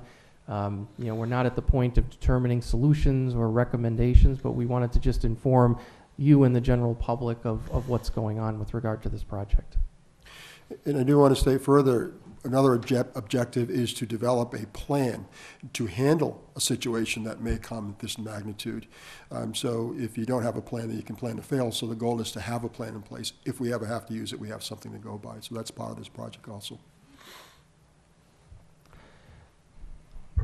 Any other questions? Yes. I would just like to note that in terms of coming back here in a month, if you don't make it by April 30th, you're going to be talking to a different batch of folks because there's a new sewer commission coming in effective May 1st. So Okay. just for your own understanding. Yep. And I do think, to that point, I think that'll be up to the new board, but to share this with the selectmen also, because remember, it does affect the town. As we start managing sewer, it does affect the town, so I think it's something that we'll share with the board, so you'll be aware also. It is the town. So, I mean, so I think you're privileged that information that we develop, whether it's one board or another board, I think we're all on the same team. I think Mr. Titlebaum's just trying to make a point. You may have Yes. to do a presentation all over again, that's all. Yep. Absolutely. What else? Any questions for the board? What else do we have, Guy? I know David's here from Coastal Management. Is there anything? Yes, he is. And Dave from Coastal Management, if anyone has any questions for him, he Dave, could do you have probably any input explain on global some warming and details from the stuff? state. Numbers? I'm just here to make sure if you had any questions about the grant program or the grant itself, that I'll be able to answer them for you. But also, this is my first opportunity to see their initial work on the, sort of their background, and so far it seems to be off on the right foot. While I have you here, I'm going to take advantage for a minute. Do we have any ideas on the MS4 programs, even though it's not on the agenda? Mr. Chairman, if you could ask him to come up to the microphone, Yeah, I'm because sorry, it's David, not could you come being up picked from up. Yep. And before we switch over, I'd just like to thank the gentlemen Absolutely. and all of them for their hard work and helping us secure the grant originally. Yes. Yes. It was I just great have a work. question, that's all. We're not going to. On the MS4? Yeah, I just want to know, because we're sitting and we've kind of, as a board, voted not to proceed until they funded. I'm only asking if you know of any funding, just get back to the town Well, on it. just on MS4, EPA has come out with their draft Yep. guidelines, regulations. They're still reviewing all the comments they received from municipalities and I'm a sure lot, they love money. a lot of, a lot of other folks on that. There's really no timeline for when they're going to decide to either move forward with what they've proposed or go back to the drawing board and do a little more, changes to them. If you might recall, their initial guideline, or draft regs came out, they were probably 3 years ago. Yep. And they got a lot of input on that, so they really took a big step back. And if they do go back to the drawing board, I'd be surprised if they went back and took as much time as they did last time. As far as what I can tell you there's a lot of thought going into how agencies like CZM and the Buzzards Bay National Estuary Project might be able to assist communities if EPA moves forward with these recommendations, assist them with their planning process to sort of help communities meet the requirements for the plans that you're going to have to provide to EPA every 5 years and keep those updated. So we're thinking about it, but we don't really have any idea on what EPA's timeline is right now. Well, as things come up, please keep us in mind, and we need the Happy to. assistance. I'm simply asking for help right off the bat, Yeah. because I already told them I'm not doing anything unless they show me the money. So. For the We're record, gonna have a fight. Yep. your name, My name is David Janik, Janik, David? and you're from Coastal Zone. Officer Code. Yes. Thank you. The CZM, just so everybody knows, the office is actually located in Wareham. I know. Okay. Just sure when most the public people go don't. to, Hopefully not in a flood zone. David, could you turn Yes, the he light is in back on, flood. please? Thank you very much. Thank you for having us. Thank you. thank you. All right. Thanks for coming in, guys. Next up, presentation by the YMCA fundraise.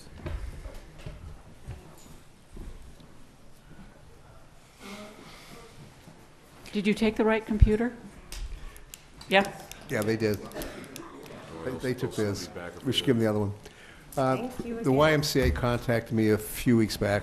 They're doing their annual fundraiser, and I basically put this on the agenda because the Y is, even though it's not part of the town government, it's an important asset to the town of Wareham through the investment and stuff, of what was done before, and we probably have one of the nicest YMCA's in the New England region, so I'm giving them time to basically talk about their fundraiser. Go They ahead. also provide meeting space for selectmen on occasion as well. Yes, in the steam room. Occasionally. Yeah. Thank you illegal again. meetings, is that what we're talking Yeah, about? The illegal meetings? Yeah. My name again is Mel Dyer. I'm your representative from the YMCA today. I'm just here to say, what do you know about the Y? What is your balance of knowledge regarding the Y in your community? I know they have a pool. We have a pool. Yes, we That's do. my strength. Two of them even. We do, indoors and outdoors. One thing you may not know about the YMCA is that in the nation, it's one of the leading nonprofits strengthening communities for youth development, healthy living, and social responsibility. What you might not know is that the Y South Coast has 5 branches now, and at the branch sites, we make sure that we're all inclusive. Everybody is welcome.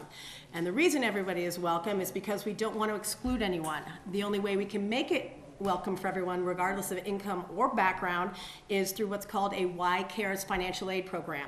So we are kicking off our campaign. What you may not know about the YMCA, and it seems to be a huge gap somehow in knowledge, is that we don't turn anyone away from membership. When we say that regardless of income or background that you are welcome here, we're going to provide an opportunity for you to come to the YMCA, whether it be for educational programs, health and wellness programs, to use the pool, just for the social aspect of the YMCA. We have a great resource in this town. We are here to provide that resource to everybody in the town. The only way we can do it, though, of course, is through fundraising like anybody else. And so right now, we're in our 2015 annual campaign to help strengthen the community. Something else you may not know about is that the Y South Coast has awarded more than $833,000 in financial assistance last year alone, okay? That's to individuals and families who would not be able to participate in Y programs. This year, we hope to raise an additional $350,000 in order for kids and adults to have a safe place to learn, build confidence, have a place to go after school. It's an opportunity for families to reconnect and grow together, and it's to give people access to wellness programs to help them reach their full potential. So all we're doing is that, as a Y, we're hoping to address community issues such as school readiness, chronic diseases, youth and teen safety, and food insecurity. As a charity, we're dedicated to nurturing the potential of every child and teen, improving our nation's health and well-being, and giving back and providing support to our neighbors. So, if you know people that need the benefit of a Y experience, please send them to us. We have the financial aid available to them. And if you have an opportunity to talk it up and you know anybody who would like to help us out with our fundraising, send them our direction. Our fundraising goes through June 1st. Of course, it goes through the end of the year, but we're working on pledges until June 1st. And we appreciate just letting people know that we have these things available to you. Okay. Aren't you forgetting to tell us about your swim-a-thon? Oh, would you like me to? I run the pool. We have a swim-a-thon. I'm hoping Pete will actually swim it. I actually have a member of our audience who will be swimming in the swim-a-thon with us. We're pledging somebody. And what is the date of that? The date of that is April 25th. It runs from 9 until noontime for the regular swim. It runs from 7:30 until 2 for our 10-mile challenge. It will be our fourth year of swim-a-thon, and we have a 10-mile swimmer who will be swimming it for her fourth year to raise funds. Get some of them floaties for Peter? I do. He's I've got probably water gonna need wings. them. Yeah, He doesn't need them. Yeah, He no, does that's quite what well I get. without the water wings. You need to clean up behind I may him be as he doing goes it in to the slightly water. warmer water, but But- nonetheless. If you had warmer water, you'd have a heart attack.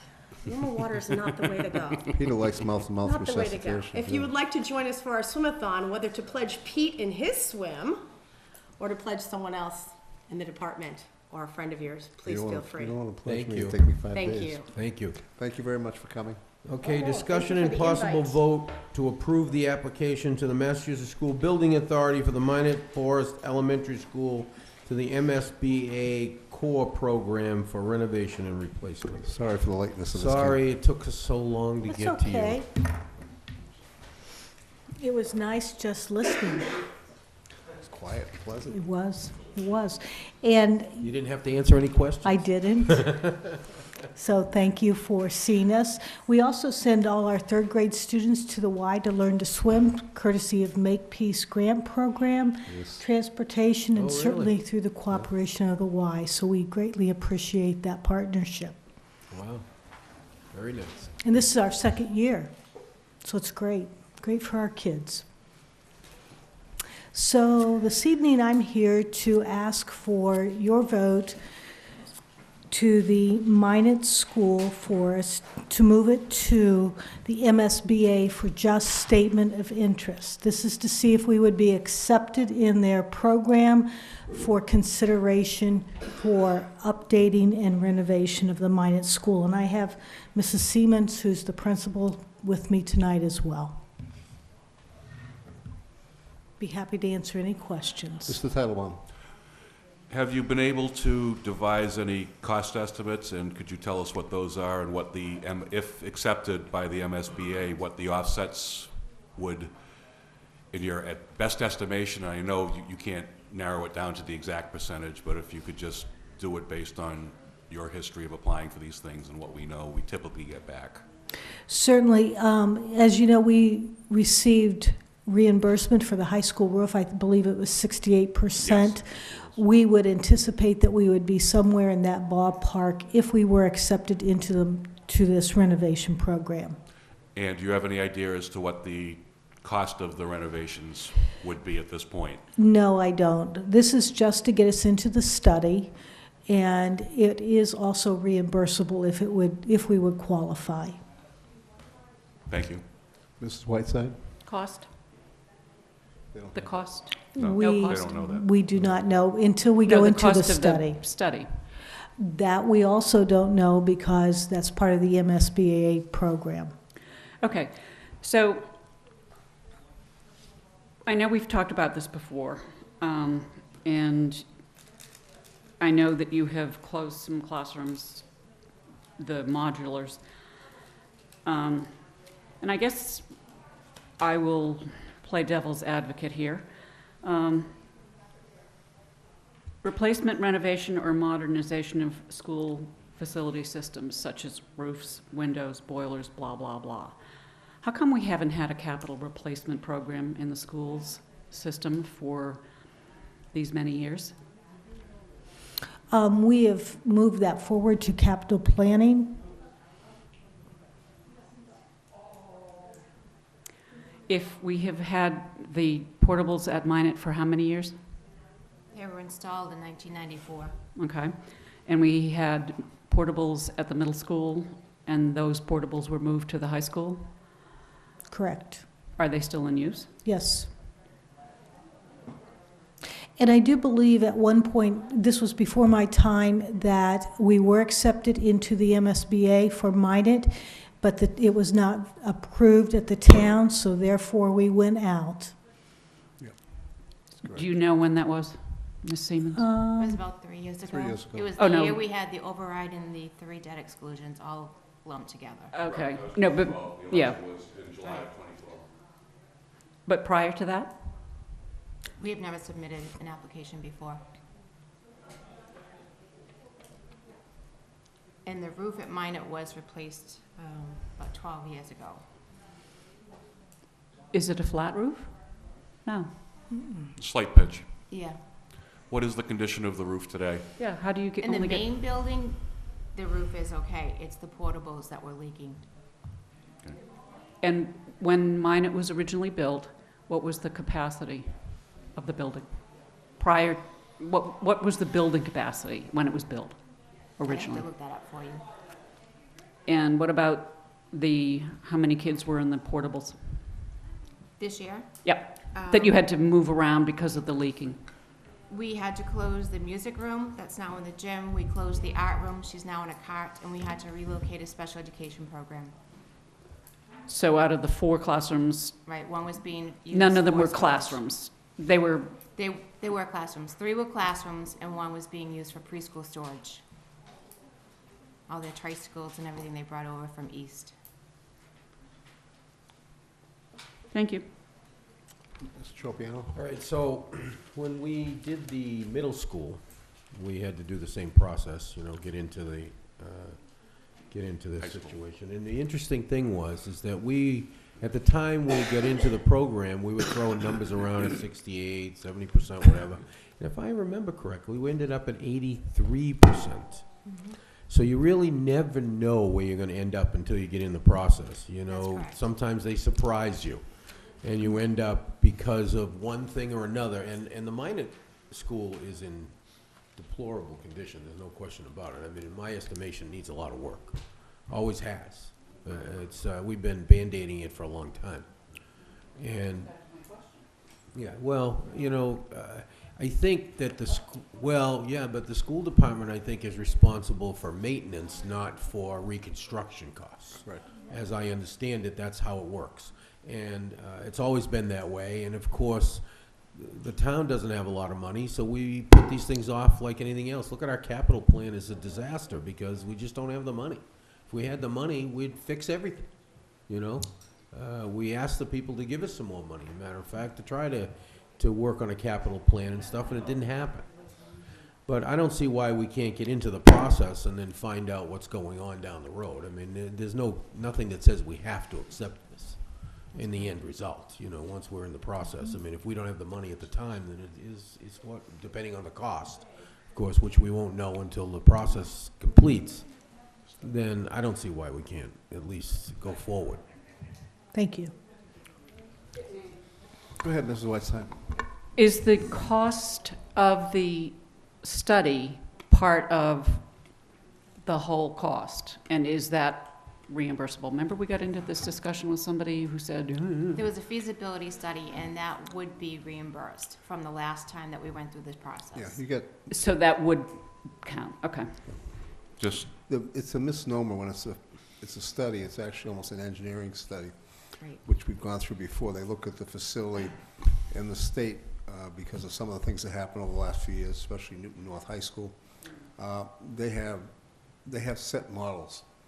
So they can either repair, modify, or actually go and fully replace. So they make the decision based on their engineering study of the 3 choices that comes back, and we don't make a decision. The school does it, they do. So you never know what they're gonna do. That's how it works. Because in order to, and the So that- MSBA, because they're paying for most of it, they choose how to fix it. I understand that, but what you just said did not take into consideration enrollment. No, Thank you. no, we don't have any numbers to know whether the school is being utilized at max. We don't know what the overall utilization is of the whole town that way. But the minor school was before the town in 2012, and the town voted not to go ahead with the project at that time, which, that's where that is. My only concern, which we probably want to ask Mr. Sullivan, is we still don't have a balanced budget in front of us that we're working on. If we go ahead and agree to this, I probably want to make sure that we have something in the agreement that if we end up having to cut money on the budget in order to balance, we probably can't go through this, because I believe the town has to come up with the money for this to pay it, and then we get reimbursed either as we go along or as we did with the last roof. I think on the study we have to pay and then the money comes back, but the actual repair work, I believe we were able to work something out with it. As the job was coming through, we had money flowing, so it wasn't as much of a problem. I mean, this, Sorry if I'm we would have, confusing you. no, it's fine. We'd have to, I don't believe the study would start until after July 1 if it was accepted. So Right. this would be going into fiscal 16. If the study began, you know, you'd figure it'd take probably several months, and you'd be looking, if we were accepted to it, you'd be looking for reimbursements within the same fiscal year. So hopefully you'd get the roughly 68% of the reimbursements, and the plan would be to borrow for the whole project. You know, you'd have to borrow for the whole segment, and so we have roughly a 1-year time frame to squeeze it in. Is that Yes. correct? So the first impact would really be on fiscal 17 Right. for the borrowing. My only concern is that, again, if we're unbalanced and we have to cut services on the town, you know, to make the budget balanced, will we have the money available to do this? And you can pass it, and I'll sign on it, and you can always make it contingent upon us having a budget that can afford it, or a balanced budget. It's always the way it's gonna have to be, Yeah. let's face it. But, I mean, I'm thinking about it right here on the floor. It's sort of, once we submit this, and what's the time frame? We're kind of against it, right? We are against. We are against it, that's the Yeah, problem. I hate so- these last minute, you know. And I would say on this one, I would have faith that we're working together to get something done. I think we're a few weeks away from having another discussion or vote on the budget, and I think we can So you're hopefully all comfortable, work you're together. comfortable with this? I'm You're the one that com- does the budget, so, you know, we have to refer to you. I am comfortable that we're working together, and we can get this through. Okay. Any other questions from the board? I'd like you to restate that, as I am comfortable that there will be a balanced budget before we get to the town meeting, and that if there is an impact, that the impact will be absorbed by the school, not the town side. Can't- Well, I think you're negotiating with them right now. I'm not You can't do negotiating, I'm just making a comment. We've I think you will leave that skinned, to our You town can't do administrator to handle. okay, well, the message Respectfully. is, we have skinned the town beyond its skin. We are cutting bone. And, you know, I think it's wonderful to try and get in line for money, but it still is going to be costing us money. And I am not going to cut back on municipal maintenance, or a library, or a policeman, or, you know, a rubber stamp in the collector's office. I'm just not going to do it anymore. Yeah, I think that what I would say is we're working very hard to work collaboratively together. I think that we're certainly on a good path. On the high school, the school fronted the money for the feasibility study. Unfortunately, it came in on the next school year budget, and we weren't able to receive that back in the schools. It went into the general fund, I believe. Right, that went towards free cash. Yeah, so I think that we've shown good faith, and we continue to work collaboratively together with the town. Any other questions from the board? I None mo- heard, we need a motion. I move, let's see. Do you want me to read this one? Yeah, well, go ahead, read it. It's, you can read it fast. Because you actually have to move Yeah, it you as... gotta move the whole thing, yeah. Right. You gotta move the text, yeah. Okay, I move as follows. Town of Wareham, Mass. 02571. Resolved, having convened in an open meeting on Tuesday, March 24th, 2015, prior to the closing date, the Wareham Board of Selectmen, in accordance with its charter, bylaws, and ordinances, has voted to authorize Wareham Public Schools Superintendent to submit to the Massachusetts School Building Authority the Statement of Interest Form dated April 7th, 2015, for the Minot Forest Elementary School located at 63 Minot Avenue, Wareham, Mass. 02571, which describes and explains the following deficiencies and the priority category for which an application may be submitted to the Massachusetts School Building Authority in the future. Replacement, renovation, or modernization of school facility systems such as roofs, windows, boilers, heating, and ventilation systems to increase energy efficiency and decrease energy-related costs in a school facility. This statement of interest will address renovation of the Minot Forest Elementary School building, including replacement of windows, boilers, heating and ventilation systems, and upgrading the electrical system and the school safety system. Replacement of or addition to obsolete buildings in order to provide for a full range of programs consistent with the state and approved local requirements.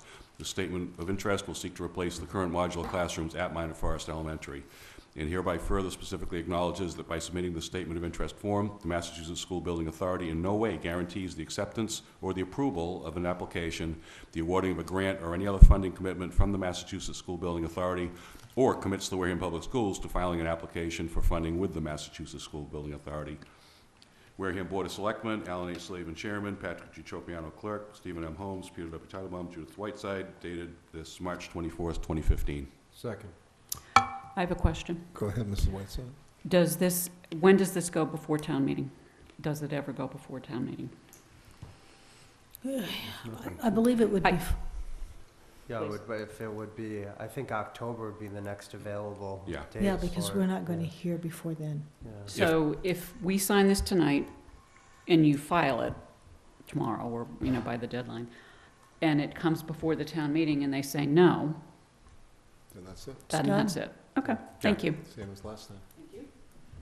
And the discussion going forward is going to be whether this, if you come back with a number, does it fit within the ability to borrow within our borrowing limits, or does it require a debt exclusion? And that's going to be the same question as we had in 2012, really. Correct. Any other questions from the board? No. None heard, all in favor? Aye. Opposed? Abstained? 400. Thank you Sorry very for much, I the time. appreciate it. Have a good evening. You too. Okay, next up is continued Come on, discussion Mike. on votes on the regular and special town meeting warrants.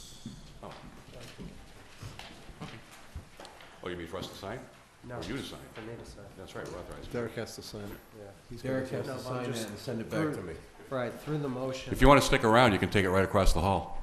Yeah, I can bring it right over. 'Cause he's got the, What do you need an authorization for you to? No, I'm just looking, because it says the form dated April 7th, so I want to make sure that's the date they want on the signature line. It's dated. Yep. Yeah. Okay, next we have, We keep let's this, go they into the keep town that. meeting warrant articles. Everybody should have a copy of the current town meeting warrant, and they show, there are copies for everybody. Yeah. We'll go down the list, Mr. Sullivan will tell us whether he's ready for those or not. If they're not, then we will, put them off till next week. I'd like to get this all done by the 31st. Kelly has a date of April 7th for us to get there. April 7th is, as we all know, Election Day, so normally we don't meet unless there's pressing that we have to take care of. to your point, Mr. Chairman, if I understand that the school committee will be meeting on the 8th to potentially revisit their budget number, Correct. you're not going to have those done in time to be in the report. Yeah, we'll do them before town meeting like we always do. I understand. We'll do, So, we'll try I and do. just want people out there to understand that there may be some gaps There in the will be, report. there will be some gaps, but we need to get as much done as we can.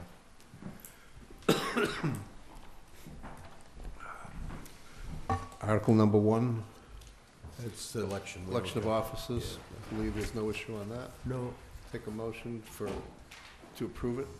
favorable action. So to approve the article, we're not doing favorable actions, remember? Yep. Either we're approving or unapproving to make life simple Okay, for our approved. residents of the meeting. Aye. Second. All those in favor of approving it? Aye. Aye. Opposed? Abstained? 400. Item number 2, recurring business. I believe that's a standard item again. I'll move Sullivan, it. anything there at all? No, that's, Move it. Take a motion for approving. She just moved it, So I'll moved. second it. Mrs. Whiteside made the motion. Second. Second by Mr. Titlebaum. All in favor of approving the motion? Aye. Aye. Opposed? Abstained? 400. Compensating certain balances, I move we approve it. Second. Compensation of certain officials. Yeah. Second. you need the clerks would be $69,332. The registrar is $700 and the moderator is $118 per diem. Yeah, And just- that's during town meeting. Town That's meeting. not every day. Yes. And just so you know, on the warrant article, there is no dollars on the Right. warrant, which should have been. Take a motion for approval? I did. So- She moved Sorry, it. Mr. Whiteside made the approval. Second. Mr. Titlebaum made a second. No, actually, he did. I. He moved Did it, you? I seconded We it. take that back. Mr. Whatever. Tropiano made the motion, and Mrs. Titlebaum, Mrs. Whiteside made the second. All those in favor? Geez, you just gave me Aye. sex change. Don't start now. Aye. Aye. Aye. Opposed? Abstained? 400. Next is the Somebody's revolving funds. These are all the reoccurrings, right? Well, you will have a new one from the special town meeting, which is Article 4 Yeah, but from the that- special town meeting Well, that won't for be here, though. $100,000. I do recommend it's within the scope of Move to everything. approve. Motion by Mrs. Whiteside to approve this article. Second. Second by Mr. Titlebaum. Any questions from the board? Aye. None heard. All in favor? Aye. Opposed? Abstained? 400. Capital plan, number 5. Mr. Sullivan? Let's pass over that one. Thank you. Okay. The budget will pass over, right? Yes. Correct. Accepting a property release for Merchants Way train station. Yes, that's, Mr. Bowen's been working on that. That's the reverter clause that's in the original turning over of Merchants Way to the town by New Haven Railroad in 1954. And the reverter clause says basically that at any time, which is now MBTA.rail, who actually holds all the paperwork now, has the right to basically reclaim 1,500 square foot building, which is a station, anytime they feel like it. And we're basically asking and been given the okay, and if we basically apply to take the building permanently, that they will sign off on that and eliminate the reverter clause. So I'd ask a motion for approval. So moved. Second. Motion by Mr. Titlebaum, second by Mrs. Whiteside. Any questions? None heard. All in favor? Aye. Aye. Opposed? Abstained? The Upper Cape budget. 400. They will be for us on the 31st, so we'll pass on that. Well, Um, but there's, Well, it'd be nice if they come before we see what. Mr. Dutch is gonna make the effort to come Yeah. before us, so we should really Fine. listen to him and then make Fine, Is the. the enterprise fund budget ready yet? No? I wouldn't Alright. touch Pass that any of the over. budget items. Create sewer capital stabilization fund. I think you can take an action on that. It's creating the stabilization fund, and Okay. it's a good Yep. and proper practice. So moved. second. Motion by Mr. Tropiano, second by Mrs. Whiteside. Any questions from the board? None heard. All those in favor? Aye. Opposed? Aye. Abstained? 400 to approve that article. Supplementing the sewer capital stabilization fund. I would recommend unfavorable action or vote against that, as there's no funds going into it. So realistically, we'll pass over that at town meeting. Move to disapprove. Motion to Second. Your disapprove. motion is to approve, and it's no. No. No, Move we're is not to doing that disapprove. anymore. Right. We are We're not approving doing or- that or not approving. Crap anymore. It's a lot easier for people to understand. So our vote isn't gonna be 0-4-0, it's gonna be Zero. 4-0. It's going to be 4-0 to 0 to Okay, disapprove. Which Somebody's is gotta check every just single like one of these Robert- things when they I go into the just FinCom said report, it. because. Just like Robert's rules. That's Yep. the way we're doing it. Okay, who's gonna do that, by the way? Who's going to do We've what? already Who's gonna talked to them check about it. that this is straight up in the FinCom report? I talked already to them about have. All right, Talked to them about it. I see you're getting interested. So motion's made and seconded. All in favor? Aye. Aye. Opposed? Abstained? 400. Appropriation to EMS, that's, how we doing with that? Yeah, I would wait with the rest of the Okay. budgets.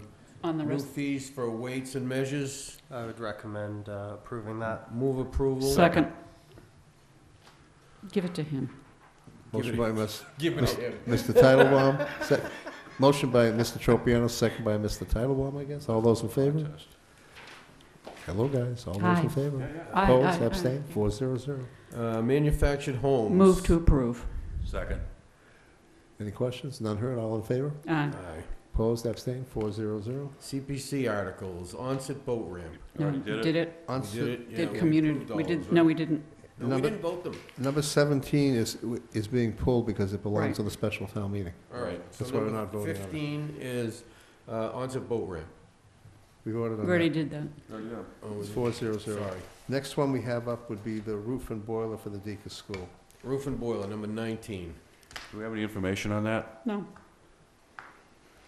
We have anything Mr. on Sullivan, that? do you know anything about that? We can have Mr. McMillan in next week to speak to All that. right. Okay, Okay, can I'll you make hold off arrangements for then. that, please?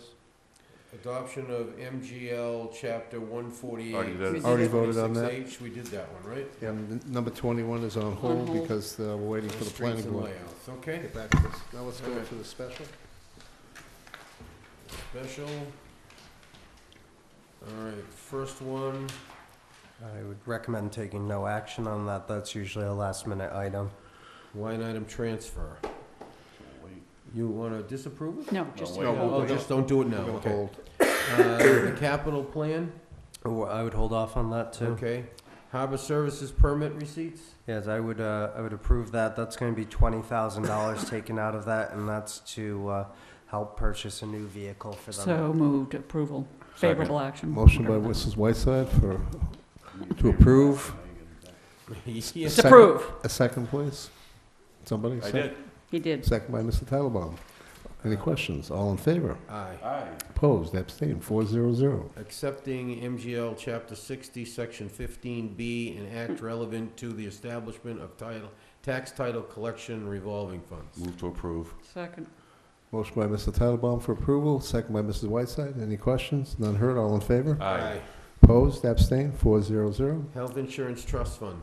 The next two I wouldn't take action on as part of the management letter. We are having Powers and Sullivan coming in and doing an audit of the health trust fund, and we need to see whether we have to put any money in there first. So that's where these two items are That's are fine. contingent upon.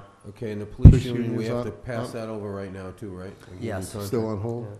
Lots and grave Graves. account, I would Move re- for favorable approval. Move Second. approval. okay. Mrs. Whiteside made a motion for approval. Mr.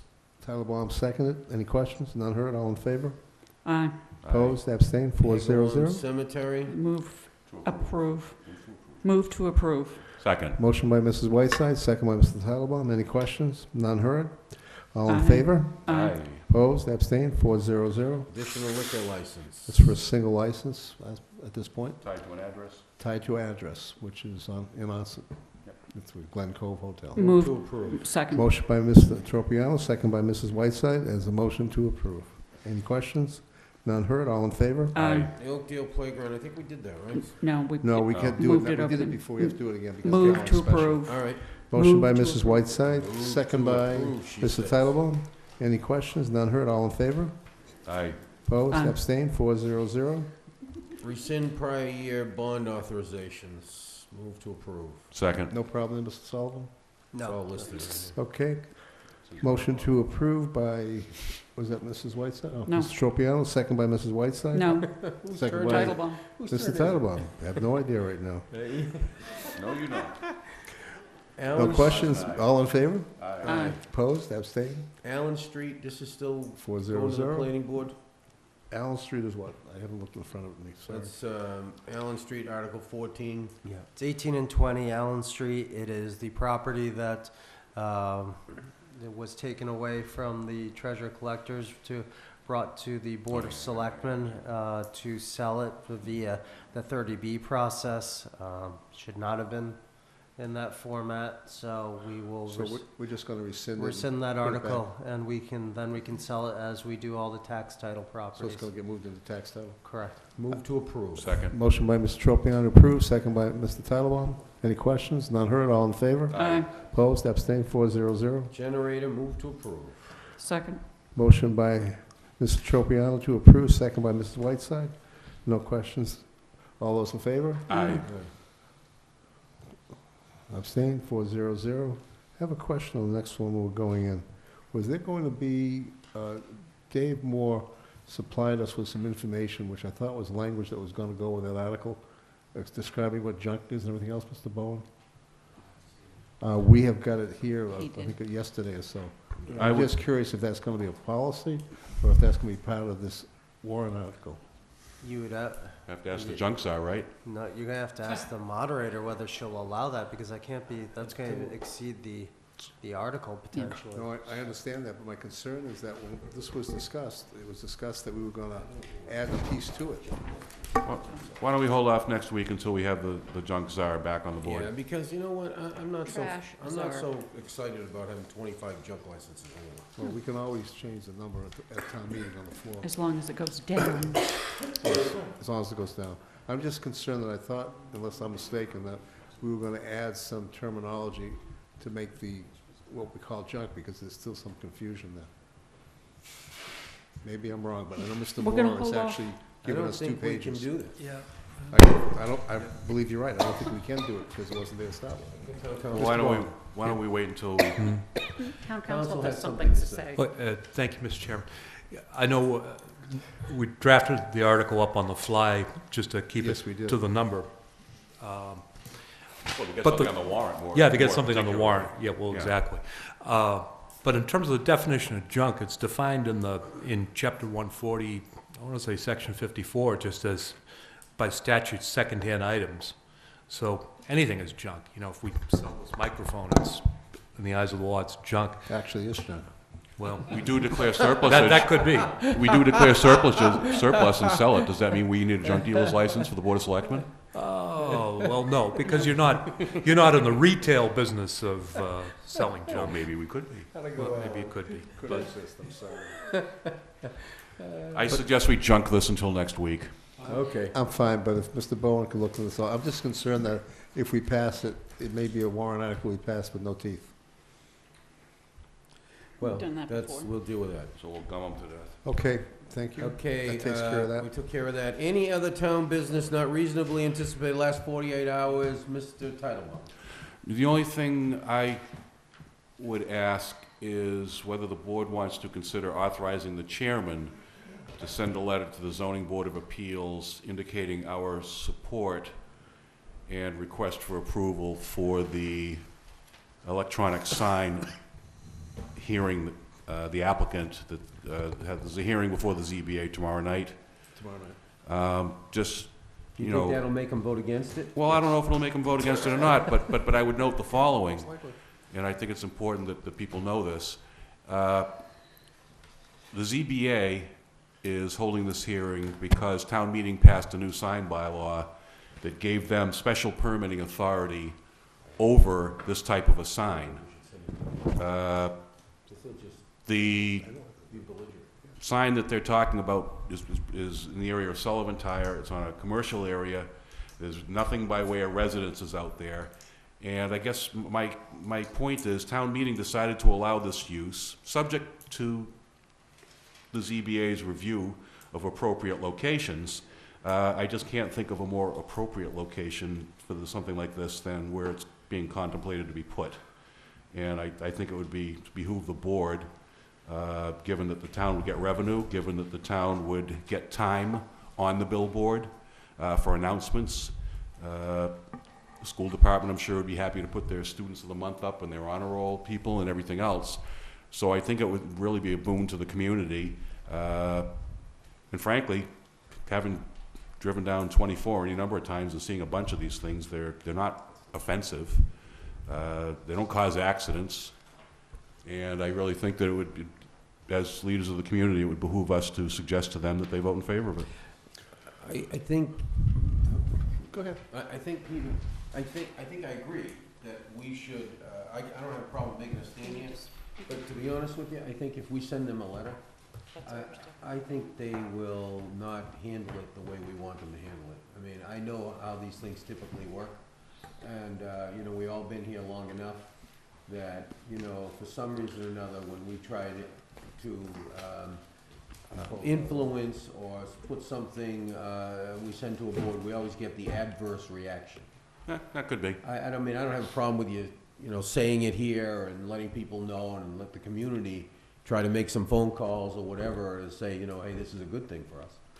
I would recommend that if one of the three of you, because I have a Serpent Commissioner meeting tomorrow night, I can't make it, if one of the three of you would like to go to the meeting representing the board, and because they always ask, you know, at the meeting, does anyone want to speak on it, that the board can express its opinion about the income and the value, also that the police chief is very much in favor of the billboard because of the features that it will do, allow for Amber Alerts and a whole bunch of other things as well.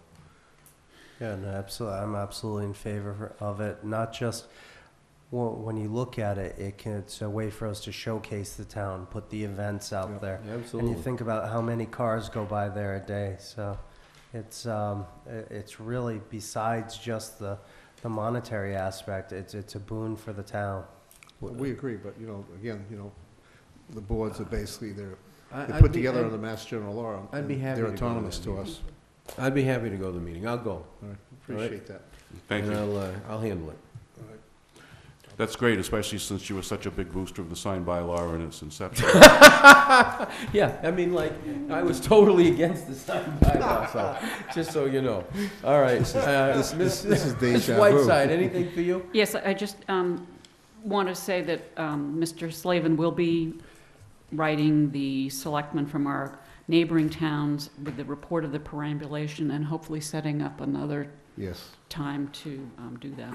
give Mrs. Whiteside more fun. I have nothing yourself. Mr. Town Minister, all I'm set? gonna get, yep, Mr. Town Administrator.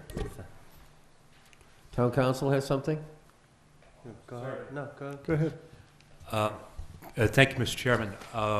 Selectman Holmes is watching this meeting. He's had some painful dental surgery. Yes. Oh, is he really? Yes. Ouch. But, so I guess I'm going to maybe offer his report for him on the business of the junk. Okay. He's communicated to me a few minutes ago saying that it was his recollection that on junk, the board was going to adopt an internal policy governing That's what I'm junk asking. rather than fooling with the bylaw. So he'd wanted me to pass that on to you. So the information we have from Mr. Moore, we'll be looking to make that into a policy. Correct. That's all I want to know.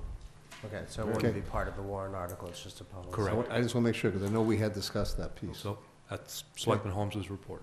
Thank you. Town Administrator, your report, and then we'll go into, Well, you're all done with your thing? You don't have anything? oh, in yeah, I have 24 hours? yeah, if you want, I can do mine now. Yeah, Planning 24 hour bo- business. Oh, not 24, I have nothing under Okay. 24 hours. All right, sorry. so then the next up would be the Town Administrator's report, please. Yeah, I thought that was something else. Let's not get off track here. Senior moment, just leave me alone. Senior moment. If you've gone through Plymouth and you know they have an extensive parking program, they also have a website associated with Park Plymouth. Today we took over the domain name of Park Wareham, and we will be setting up our own website for it and giving information from the beach and dump stickers to the parking kiosks to the on-set parking program as well. And our hopes are to bring that up to par with what Plymouth has. You know, in the future, we'll look to work out any sort of the bugs on there, but be able to actually renew your permits and such. And the people in Plymouth can go right on there. They renew it. It gets mailed out. You know, I'm sure there's certain ways to make sure there's no abuse of it, but we're excited to get that up and going and think it should be up within a few weeks at the latest.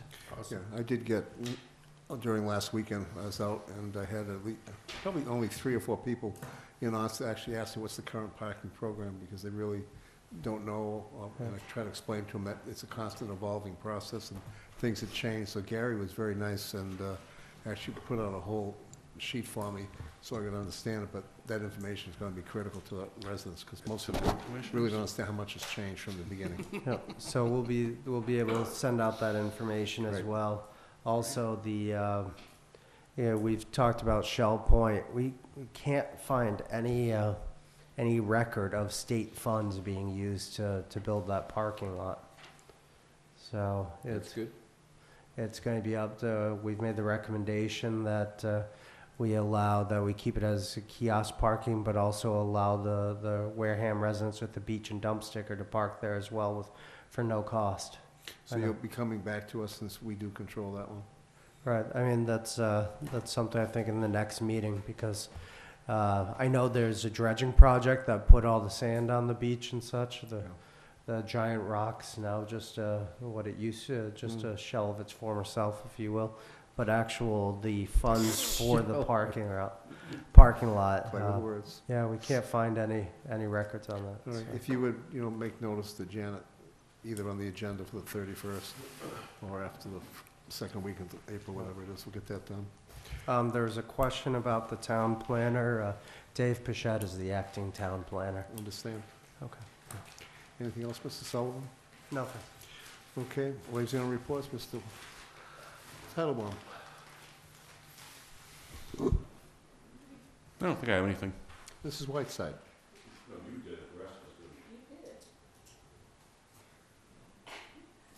Go ahead. Okay. Nothing more. All right, I've got a few things. Of course you do. Well, old people like to drive around. We have nothing better to do. I just told Mr. Sullivan it's a challenge being the youngest member of the board and dealing with you folks. It's really nice. Everybody is happy all the time. And we actually do this without drugs too, which is really amazing. Yeah. All right. The planning board met yesterday. There is a 122-unit senior apartment complex being contemplated for just down past where Main Street, where the old Rogers and Gray was. You take the left-hand turn to head to Deacon School. You go down the hill a little bit. There's a piece of land where I think there's an open field, and you usually see a tractor in there, which is a gentleman used to farm down there and stuff. The project was brought forth with Len Bello, JF from Bill, I believe Ryan Correa is involved as a builder, and a company out of New York, I believe originally is the developer itself. They've done about, I think they said 11 or more of these complexes in different areas. There's going to be some questions on it. The planning board actually does not have jurisdiction because they're going to need a couple of variances. And those variances mean they'll be going before the ZBA for it. The planning board will actually go back to the ZBA with some recommendations, but the ZBA will have control of the site plan review. So anyone who is for or against something like this needs to watch the scheduling for the ZBA to see when this is coming up before us. And like I say, it'll be 122 units in that facility. Bay Point came before the planning board last night, and there was some property along Onset Ave that they were going to develop as part of the original project for Bay Point.